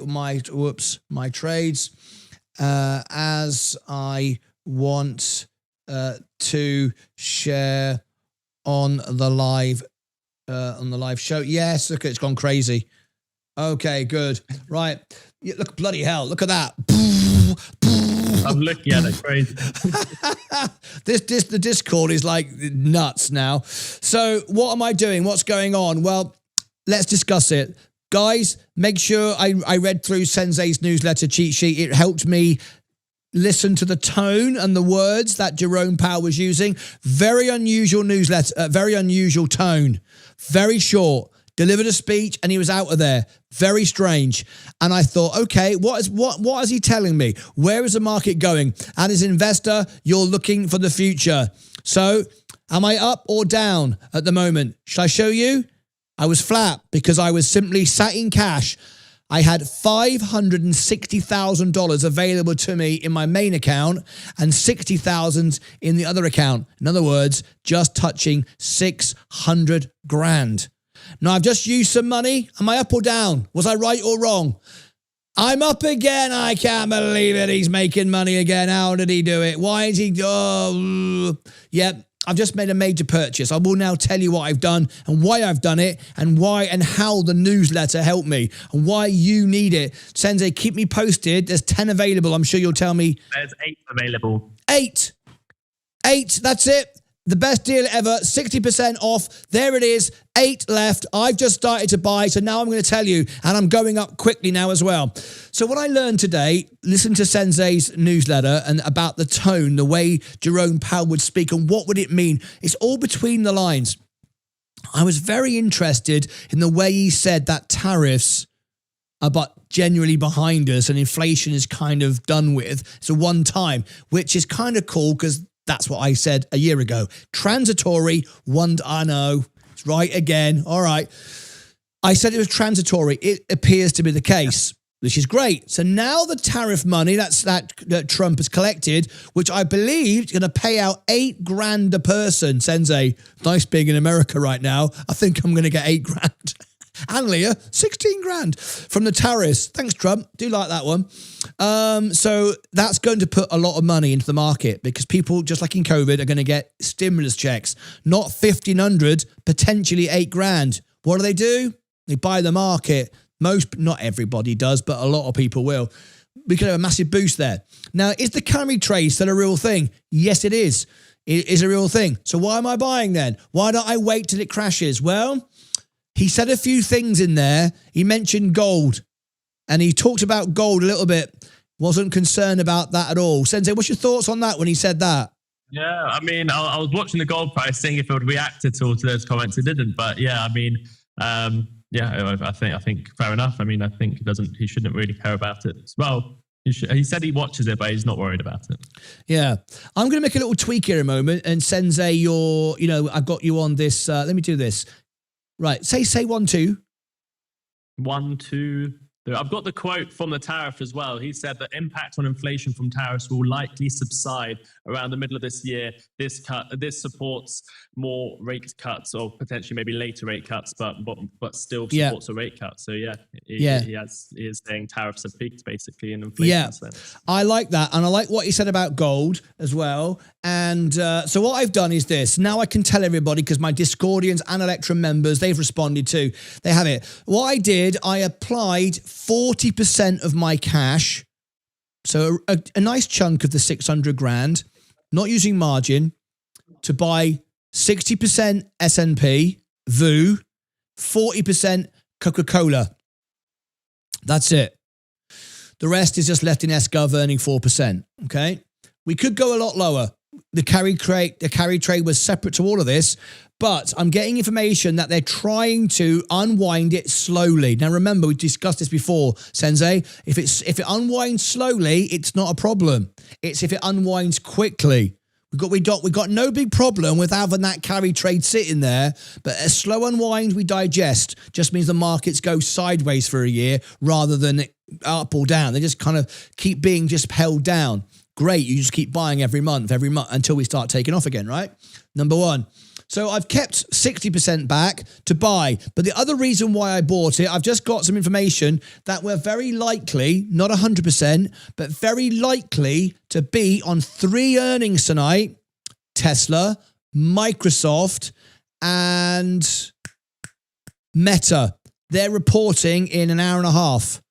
So I've kept 60% back because we all know on earnings you get that volatility. Even if it's good, it pumps and sells. And the S&P doesn't move that much. The only one, and I've shared this before, the only one that actually moves the S&P is Apple because of the size of it. You can actually see you get a delay of about a minute in VU. I don't know if you've ever seen this, folks, but if you ever watched an Apple earnings and you get a beat and a spike, 1 minute later, VU moves. Just a little top tip there for you. It's about a minute delay. All right. SPY a bit quicker because of the liquidity, but with VU it's slightly lower. They're not reporting tonight, but Meta, Tesla, Microsoft are. Now, if they all beat and they're whopping great beats, we could go up tonight. So I'm in. If we go down, if they miss or there's a sort of volatility, I've got money to buy more. My gut feeling from what I just heard there, and a few private little chats, texts and emails coming in, is I think we're going to have a slow unwind, which won't impact us too much.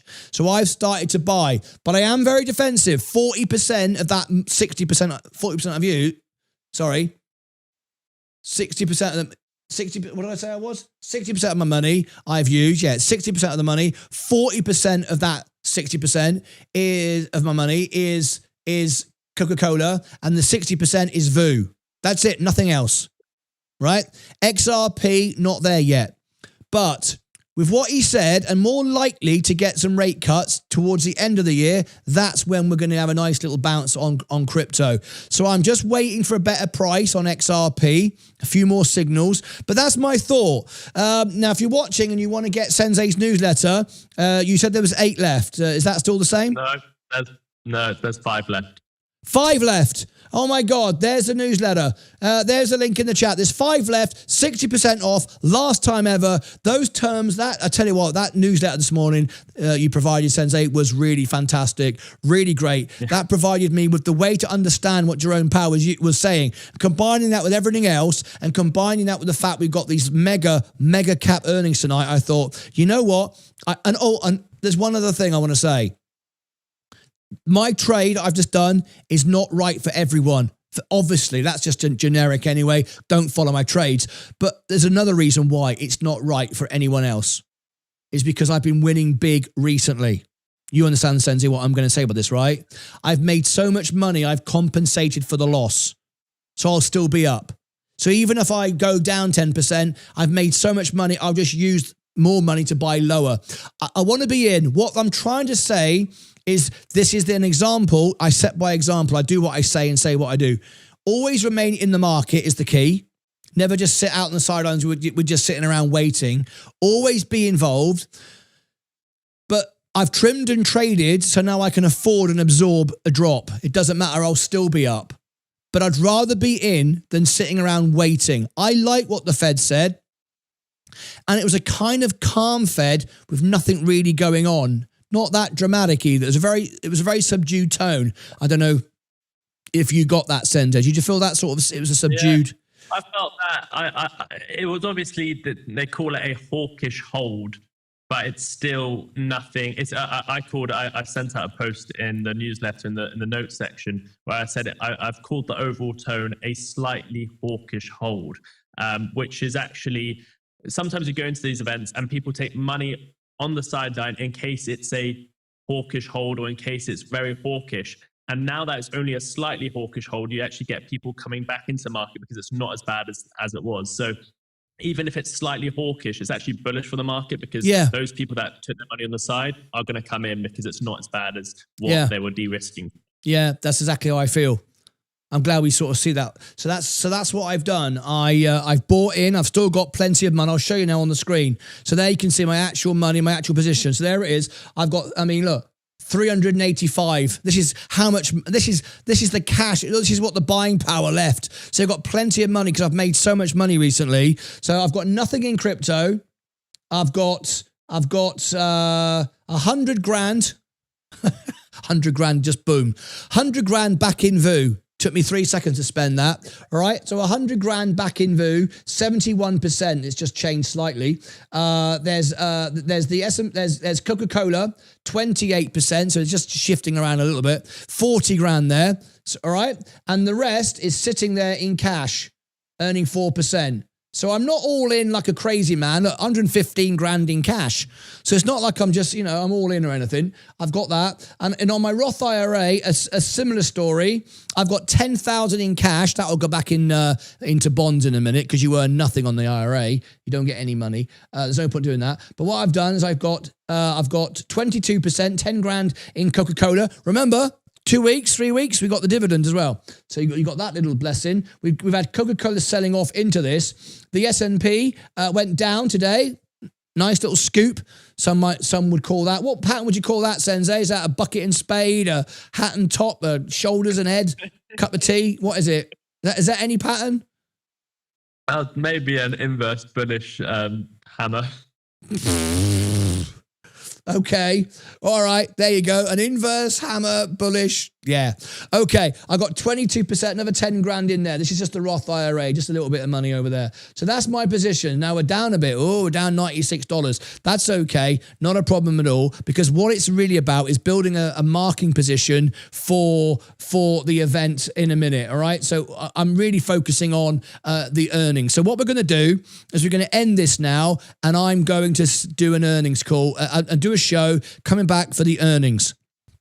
So in about half an hour on the bell, literally in a minute, I'm just going to end it and set it up. I'm going to come back with a mega earnings, unless you want to cover an earnings. Are you doing a stream tonight, Sensei? You got time? No, I can't do a stream tonight. But if you're setting up the event, I can talk for another 5 minutes, but I can't. Spot on. Sensei, you talk, you do all that stuff. Tell everybody about everything. I'll drop the link for the newsletter again there. There's and only I'll set up three the show. left now. Oh, 3. So, there we go.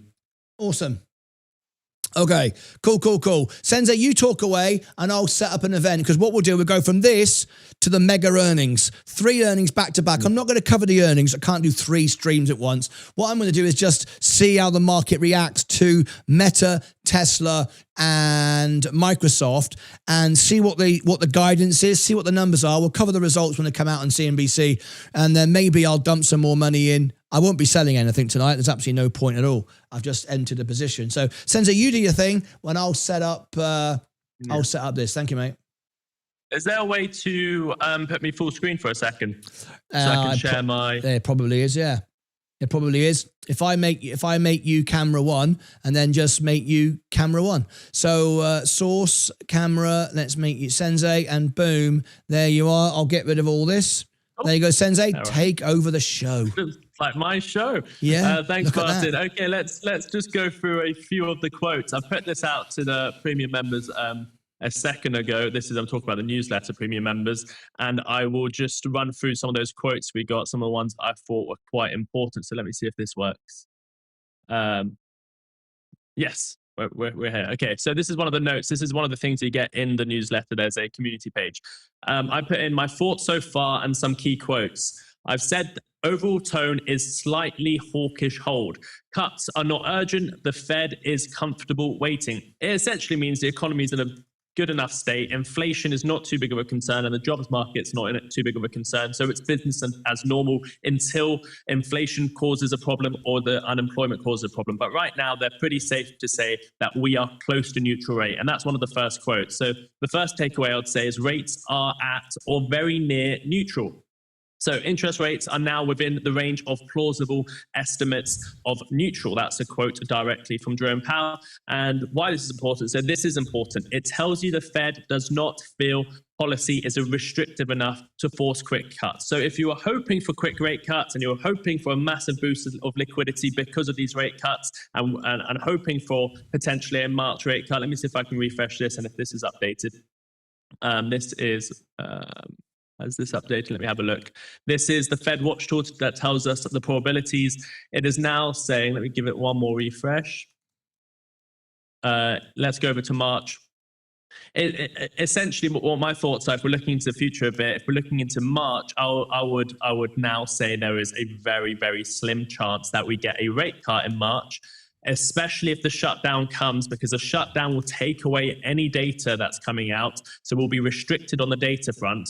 And then March, they've signaled that they're not going to be cutting rates. So the Fed Watch tool has repriced and is now suggesting no rate cuts in March. We had much better odds of a rate cut in March before this meeting. That has now been eroded. And we are now looking towards April for potentially a rate cut, which the market is still not pricing in now. And we now have to go over all the way until June, where we have a 50% chance of a rate cut or no rate cut. So rate cuts have now been confirmed to be pushed back. Now, is that a massive problem? Not really. If the economy is strong and AI and these mega cap earnings, such as the ones Martyn's covering tonight, and that's why it's so important, and we're glad that Martyn's going to be covering them. If they continue to outperform and they continue to continue spending and investing, and their balance sheets are good, and as we've heard Martyn suggest that they might do tonight, and that's why we're covering it to get confirmation of that, then the stock market and the crypto market can continue to go up. Of course, the stock market is performing much better than the crypto market right now. We're just going to switch to gold for a second, because gold is up 3.7% as we speak. It is up. It is actually, for gold sense, it's pumping. I know we don't like to use that term too much, but right now, if gold's up 1.75% in the last hour, that's billions, but that's probably half the market cap of XRP has just gone up in an hour for gold. That's up 3.6%. Silver's up 3% as well. So that, I just want to bring to you that breaking story of gold up 3.68% now on the day. XRP is pretty flat. Bitcoin's pretty flat. The S&P 500 is also pretty flat on the day. Let's go back to that analysis. So we were saying, which window was it? 1 second, I'm not too prepared for this. I don't know why. Where has it gone? Where's it gone? Give me one. Oh, here it is. Rates are at or very close to neutral. So we are expecting rates to possibly not have as many rate cuts as we were expecting this year. Liquidity is going to be lower. Does that mean the stock market can't continue to go up? Well, as long as inflation's under control and unemployment's under control, GDP can continue to go up as long as the AI companies outperform. One theory that's out there that I'm slightly maybe leaning towards is a bearish scenario for the first half of 2026 turning into a bullish scenario. There is all of those bad news stories out there, but that's not a reason to stay out of the market. I've always stressed that even if there is a carry trade or an AI bubble or whatever the narrative, or a de-dollarization and de-globalization, it's never great to be out the market. And that's why I'm staying in the market. But as Martyn said, he is prepared for those corrections. There is a narrative out there right now that gold and silver will go into a blow off top. And when they come down, so far they've been outperforming equities. And when they do come down, inevitably, if the bubble bursts or if they get really volatile and they come down, not only will gold and silver come down, the stock market will come down as well, but gold and silver will hold up better than the stock market until we find that bottom, and then we come out of maybe a recession or just a bear market in the stock market or a carry trade unwind. So there is that narrative that I'm starting to cover, to look into a bit more. So there is always two sides to the story. The idea is we're not going to predict what's going to happen. We are just prepared for all scenarios. The next big quote was broad agreement to hold, not cut. So there was a broad support today for holding, no urgency, no internal panic. This removes the near-term downside fear, but also caps upside. So that's a good thing. You might look at that and say, if everyone in the Fed said, let's hold and not cut, that's a really bad thing. Actually, it shows that they're all on the right side of the trade. It shows that they all are in agreement. There is no panic inside the Fed. There's no massive dissenters. Everyone is not panicking, and they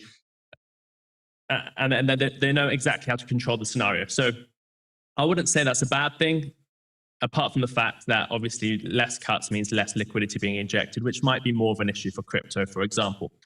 Inflation risk is fading, but not gone. So we are looking at the fact that inflation is no longer going to be that big problem that it once was, and that the tariff situation is not as bad as we once thought. So a lot of the tariff pass-through has now happened. That's a direct quote from Jerome Powell, and that's what Martyn was speaking about earlier. One of the reasons he has gone and executed some of his capital into the markets. And he also said, we think tariffs are likely to be a one-time increase. So this is a deflationary reassurance, but not a green light for fast easing. So they're not saying we're going to cut rates because inflation is under control, but they're also saying inflation is pretty much under control. It just doesn't warrant a rate cut at this moment in time. We've given all these insights. There's more insights on my full thoughts about this. This is the initial one straight after the speech ended. I'll be doing a follow-up newsletter to give you more context, but that's about 4 of them. I gave about 8 quotes and 8 reasonings for my thoughts. So if you want to check it out, make sure if you're a premium member of the newsletter to download the Substack app so you can actually interact with the group chats and also the direct messages with me. Also, one thing to do as soon as you subscribe either to the free or the paid is to make sure that if it lands in your junk, then you remove it straight away and put it into your primary folder. Right now, with all mailboxes, you're starting to see AI categorize things. Please make sure you find the email and you recategorize it to your primary mailbox as well. That is essential to do as well. Let me show you, let me quickly talk about the perks of the newsletter as well. We've been running a promotion for 5 days because everyone was asking for a discount. And I thought, okay, we're giving the biggest upgrade to the newsletter. Why don't we do the biggest discount we're ever going to do for the newsletter as well? So essentially what we're doing is tonight it ends. In fact, it ends when the next 3 people, I think it is, the next 3 people sign up, 60% off. Let me just read you what I put out to the free newsletter subscribers. So most retail investors think they need better signals. What they actually need is a better system. There is fundamental difference between a retail investor who guesses and one who prepares. The guessers watch the news, react to volatility, and feel the constant weight of disorganized finances. The preparer has a system. Today, you can acquire that system for the lowest price that has ever been offered. So we are doing that founder members discount as part of the period of heightened as we move into a period of heightened market volatility, which I think we are going to be in 2026, I'm officially opening up the doors to the premium suite. And because you've been a loyal free subscriber, you can upgrade for 60% off. This is what I sent to the free subscribers. So I'll tell you exactly what you get as part of the newsletter. The number one, the 5,000 portfolio challenge, the real-time playbook. So what I'm going to be doing, I'm putting my real capital on the line to show you exactly how a professional playbook is executed. You'll see every risk management framework, every position size, and every decision documented in real time in the most transparent, educational, it's not financial advice, experience we've ever offered. That's the first thing you get. Tomorrow we'll be launching that with the framework. Later this week, you'll be getting the first one we were doing was actually going to be precious metals and copper. But then as the team did more research, we figured out that copper actually warrants its own research and its own investment thesis. So what you'll probably get later this week is a copper full research and executions on some copper companies. Number 2, the financial control suite, your effortless wealth organizer. We're introducing our first app to the newsletter. So most investors focus on charts but ignore their own banks.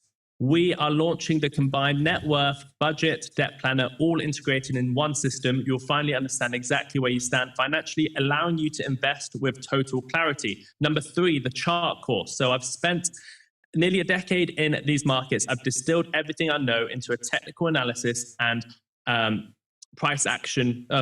technical analysis and price action into a structured, no fluff training course. You'll be able to learn the repeatable preparation process I use before every US market open, every trade, every investment. Number 4, you get the daily premium briefing. So that's the newsletter. You get it every single day, the full, no ads, the daily deep dive, the daily chart of the day, the full news. Remember, the news is so important. It matters where you get it, though, and how much you spend. You can spend thousands and try and have all news sources, and then you'll see all different political narratives, all different sponsored ads and sponsored writers. We just give you the 5 top stories every day. We break it down, give you the deep dives, whether that's a crypto deep dive, a macro deep dive, and the chart of the day every single day to your mailbox. You get the event cheat sheets. We did one for today. Of course, we did the FOMC.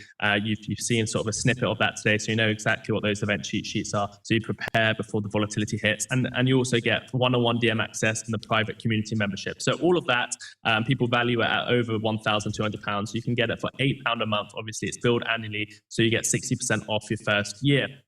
So yeah, we're basically doing it because we're launching. It's for the founders because this is the first year of the newsletter. This is the biggest upgrade to newsletter since it launched. And there you go. So I hope to see you all on the inside. I think there's either 3 or let me see. There's 2 spots remaining. So the final 2, I'm sure they're going to go very fast. Yeah. I think Martyn is probably preparing the things behind the scene. I feel like I'm doing my own stream. Where's Martyn gone? Oh, there he is. Here I am. Yeah. Where'd you think I've gone? My own stream. I was about to. I don't know what I was going to do. What was you going to do? Do you want to do some more? I wasn't going to do more. I just thought it was my own stream. I didn't know where I was going to go with it all. I was going to start bashing you, Martyn. And that's fine. That's fine. I'll do a poll on it. Hey, brilliant. Absolutely fantastic. Good. I've just got notification, Sensei. You've got 1 left. There's just 1 left now. Yeah. Of your newsletter. So you've got to be quick. Let me put the link in the chat again. There it is in the chat. Sign up quickly. That's it. Sensei, I've set up a show. So what I'm going to do is we're going to end this in a second. and I'm going over here. I've done it. I've already created it. I'm that good. I'm that professional. There it is. I'm buying. Look at that, everybody. Ooh. Look at that. I'm buying. It looks like I'm buying Tesla, Microsoft, and Meta earnings live. Well, I'm covering the earnings of Tesla, Microsoft, and Meta, but I'm not buying them. I've kind of bought them, I suppose. I bought the S&P 500. That's what I've done. So we're going to go there in a couple of seconds. I'm still very defensive. I'm holding a lot of cash, a lot of SGov, theoretically, same thing. And then I've got Coca-Cola, massive amount there, because I still see $80 now. So I've got all the dividends and the growth and everything else. World Cup, all the other good things we got. But I've started to buy back the S&P. Now, I know that will confuse some people, because it's like you're buying the S&P like near all-time high. If you buy it next year, guess where it will be? An all-time high. Guess where it will be in 10 years if you buy it? Be at an all-time high. But guess what? It'll be a higher all-time high than it is today. Think about that. So anyway, there's a little thought for you. Sensei, your cheat sheet was really helpful to me today. Because of you, I spent 100 grand. No. In like 3 seconds. Yeah. In fact, more than that, 160 grand, because 100 that and then 60 grand in Coca-Cola. Yeah, because I listened to what Jerome Powell was saying, using the terminology and what would it mean if he did this and that and the other. And I quite like it, actually, because normally we've covered so many of these now for 4 years. We know what happens. You see all this movement. We've seen nothing. We've seen nothing. Look at that. I mean, look, folks, that's 160 grand. Down $9. It's just sitting there. And I think the reason why it's just sitting there is, I mean, it's a long story. It could be a million reasons, but partly because we're going to have the big three blow-off earnings in a minute. And if they report well, and I've got a good feeling guidance will be interesting, okay, then we're going up. So we're just sitting on red and green. Look, 1 minute I'm up $1, next minute I'm down $1, but I'm loaded up. And if we get a good earnings and then people start to sell, because they'll react to that, then I'll go good earnings, good guidance, I can dump some more. I'll keep 50 grand on standby for a nice big wallop of a crash. Then I can always trim down using lots. You know how it goes. But I like being in the market more than sitting on the sidelines. I get a little bit sort of I got to sit on my hands when I'm not doing anything. I like to do stuff. Anyway, well, we've still got a fantastic audience. To make money. Eh? Nothing wrong with that. You like to make money. I like to make money, and when I see an opportunity, I go. You like to win. I like to win. I know. Yeah. That's it. More than anything, I just love to win. And I love to win for everybody else too and get it right. And so there you go. So just one final time, everybody. Here is the newsletter. If you want that, 6% off. It ends today. It ends in a minute. That'll all be over. And then tomorrow, there will be people, just like the S&P, paying more tomorrow. Tomorrow we'll be doing the newsletter and it'll be full price and we'll be selling them. So this is your last chance. Don't think tomorrow. Oh God, if I'd bought it yesterday, I could have got it 60% for a whole year. Anyway, so there's that. There's also my Discord, 90% discount forever because it's worth $30. Everyone gets it for $3. That's it. And I'm very overwhelmed and humbled the fact that we have nearly 600 members now. Where did that come from, Sensei? It's nuts, isn't it? There was 104 people. There was 100. I love jumping in. It's always rolling. People commenting the live stage events. I'm loving it. I went in earlier, did a live stage event. 104 people. Think about that. That doesn't go out to YouTube. It doesn't go onto social media. No one. It's the people that are just there. That's it. It doesn't grow by itself. That would be great 3 years ago on YouTube. What? Yeah. If we'd have had 104 people watching us, I'd have like fallen off my chair. And now I've got 104 people in a private little room. It's like back on the stage again. I'm loving it. Right. So anyway, there we go. Join me for behind the scenes tonight as well after the earnings. But the earnings will be out any minute now. We're going to cover it live. I'm going to let Sensei go and it's starting to go up now. I'm starting to make some money. What did you do? Did you buy with me? We'll have a poll in a minute, but it's moving up quickly now. Oh, did Martyn win again? Oh, what's going on? Anyway, I've still got plenty of cash because there'll be all sorts of trimmings and movements and there'll be something new that I want to buy. And now I've got this sort of level of money. I don't really need margin unless there's a bloody great something surprises me. But otherwise, I can just do it with my cash because I've got plenty of cash now and I'll protect it. Sensei, final thoughts from you. I've given everybody the link. This is where we're going now. Straight to here. I'm buying. It's live in 8 minutes.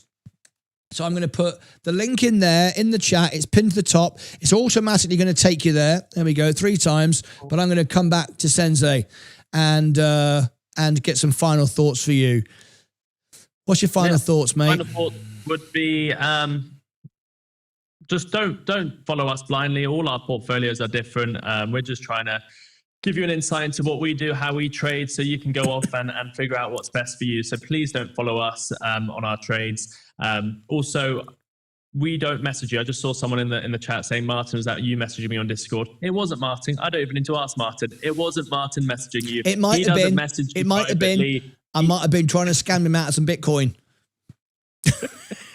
Guys, the golden rule is everyone gets confused with display names. Forget about it. They're going to call themselves Sensei Martyn. If you actually look at their usernames, it's not the right one. But forget about that. We don't message you about finances. We don't message you about moving your crypto around. We don't message you asking you all sorts of weird questions. Please don't fall for it. It might sound convincing to someone who's new in the space, but it's all rubbish. We don't message you. Never fall for it. Don't move your crypto around. Don't move your stocks around. We're not trying to sell you anything. So I'll leave with that. But I hope to see everyone in the Discord community and the newsletter community. I want to say that as well. I'm part of the Discord community. Sorry, the Substack newsletter community. You got a great community in there as well. People often forget. Sensei's newsletter isn't just a newsletter. It's not a flat thing. It's an engagement thing. You can comment and like and share the newsletter. You can then discuss the newsletter. When it comes out, whether you're on the app, the website, the browser, you can then go backwards and forwards and discuss what you just read. So if you read a piece and you like it, you can like it and share it. I'm waiting to see it appear on someone's YouTube channel where they just steal our content rather than... It did once. Did it? I'm not surprised. I'm not surprised. It's like the 9th bestseller. It's a great thing. But underneath in the comments, there's a little box and you can comment like a social media platform like X, like Discord, like Facebook. You can comment. You can build a little community up there. I've got all these followers, mate, because I'm associated with you and people keep following me on Substack. I don't even say anything. I just don't say anything. I like it. I've got all these followers and subscribers to nothing. I just sit there. They think, when's he going to say something? I ain't got time. I'm somewhere else. But it's great. Loads of followers follow me. I love how all the communities interact. And I think most people that are on the newsletter are on the Discord and different styles and we all jump into each other. So it's, thanks for everyone being part of all these communities. At the end of the day, it's one big community. That's it. Thoughts, so we want to be clear so everyone knows it's one big thing. We had a laugh earlier. One of your trolls came on and said, "Oh, Sensei would do it better. He'd have more people." So he became a member. If you're a member, you can have a poll. So we gave him a poll. We had a poll. If you love Sensei, you love. If you love me, you love me. If you love us both, if you hate me, we don't care. Me and Sensei are best mates. We're a team. The channel is the hub for what we do. This is where we live. All right. And then I've got my trades and I do it on Discord. Sensei provides the information, the show notes for the show, the newsletter, all the stuff. That's where you get it. So all these things integrate and whatever. If you watch the show, you get the newsletter to follow it. You want to know my trades and talk to me. You got Discord. You want to talk to Sensei. Sensei pops in Discord from time to time. He's got his own channel. He'll say hello, but you can talk to him on the newsletter. That way, everything's got some structure. It's not all, which do I choose? They all work together and everything complements each other. Without the newsletter, I ain't got anything. I'm just going to sit here in my gold jacket saying, anybody want Agadoo or the YMCA? That's about it, really. So anyway, it's all great. We have a great time. Talking about the YMCA, Sensei, you were very good last night. Everyone's seen it. I've had comments. That was a good move. That was a good move last night, you doing that. Anyway, listen, folks, we're going to go over now to I'm Buying. The event is about to start. I want to thank Sensei for another great newsletter. That really did give me some extra pointers with what I already had and other things I had coming in to go, I like this. I'm going to buy this despite what could happen. I want to be in. Because remember, if we have a carry trade or a crash, a year from now, You'll never know it happened. It reminds me of a film I watched once with Leonardo DiCaprio. Have you ever seen The Gangs of New York, Sensei? No, I should watch it though. You never see any of the anything I ever mentioned to Sensei, pop stars, music, film stars, he's never heard of it. He's too bloody young. I'm too old anyway. The Gangs of New York. It's how New York was built. When everyone came from Ireland and Amsterdam and they went to New York and they all fought, all the gangs in the street. And then they show you at the end of the film, it's like back in the 1800s or whatever it was. And then time went by and you saw the city evolve. And the gravestones that were there for the two guys that were fighting in the gangs back in 1860, whatever, they got overgrown with weeds. And you heard Leonardo DiCaprio speak in the background over it and how they fought and the blood and the fear and the pain and stuff like that. And right at the end of the film, it was like we were never even here. And that's like us. One day I won't be here. Things will move on and you'll forget me. You'll forget Sensei. You won't forget Sensei, but you'll forget me. Probably. Anyway, the point is, whatever we feel today, how much pain have we all been through in our lives? And 5 years later, you go, what was I even worried about? Things will always move on. The sun will always come up. And if it doesn't, you've got bigger problems to worry about in the stock market anyway. So always be engaged, always be positive, always look to the future. And even if we get a yen carry trade and 40% crash, if you're not in a margin, if you're not in a position where it matters to you, you keep on earning, you keep on working, you keep on buying. 5 years from now, it was like we were never even here. Anyway, Sensei, thanks for calling in, mate. You've been tremendous. Love to your wife. Not long now before the baby's born. How long now? Just a few months, hopefully. Well, great stuff. You want it to go the full term. Absolutely. You want it as long as possible. Not because it's good for the baby. It's good for you, right? Yeah. The longer she keeps it held inside, the better sleep you get at night, right? You'll have that, plenty of that. Don't wish it too soon.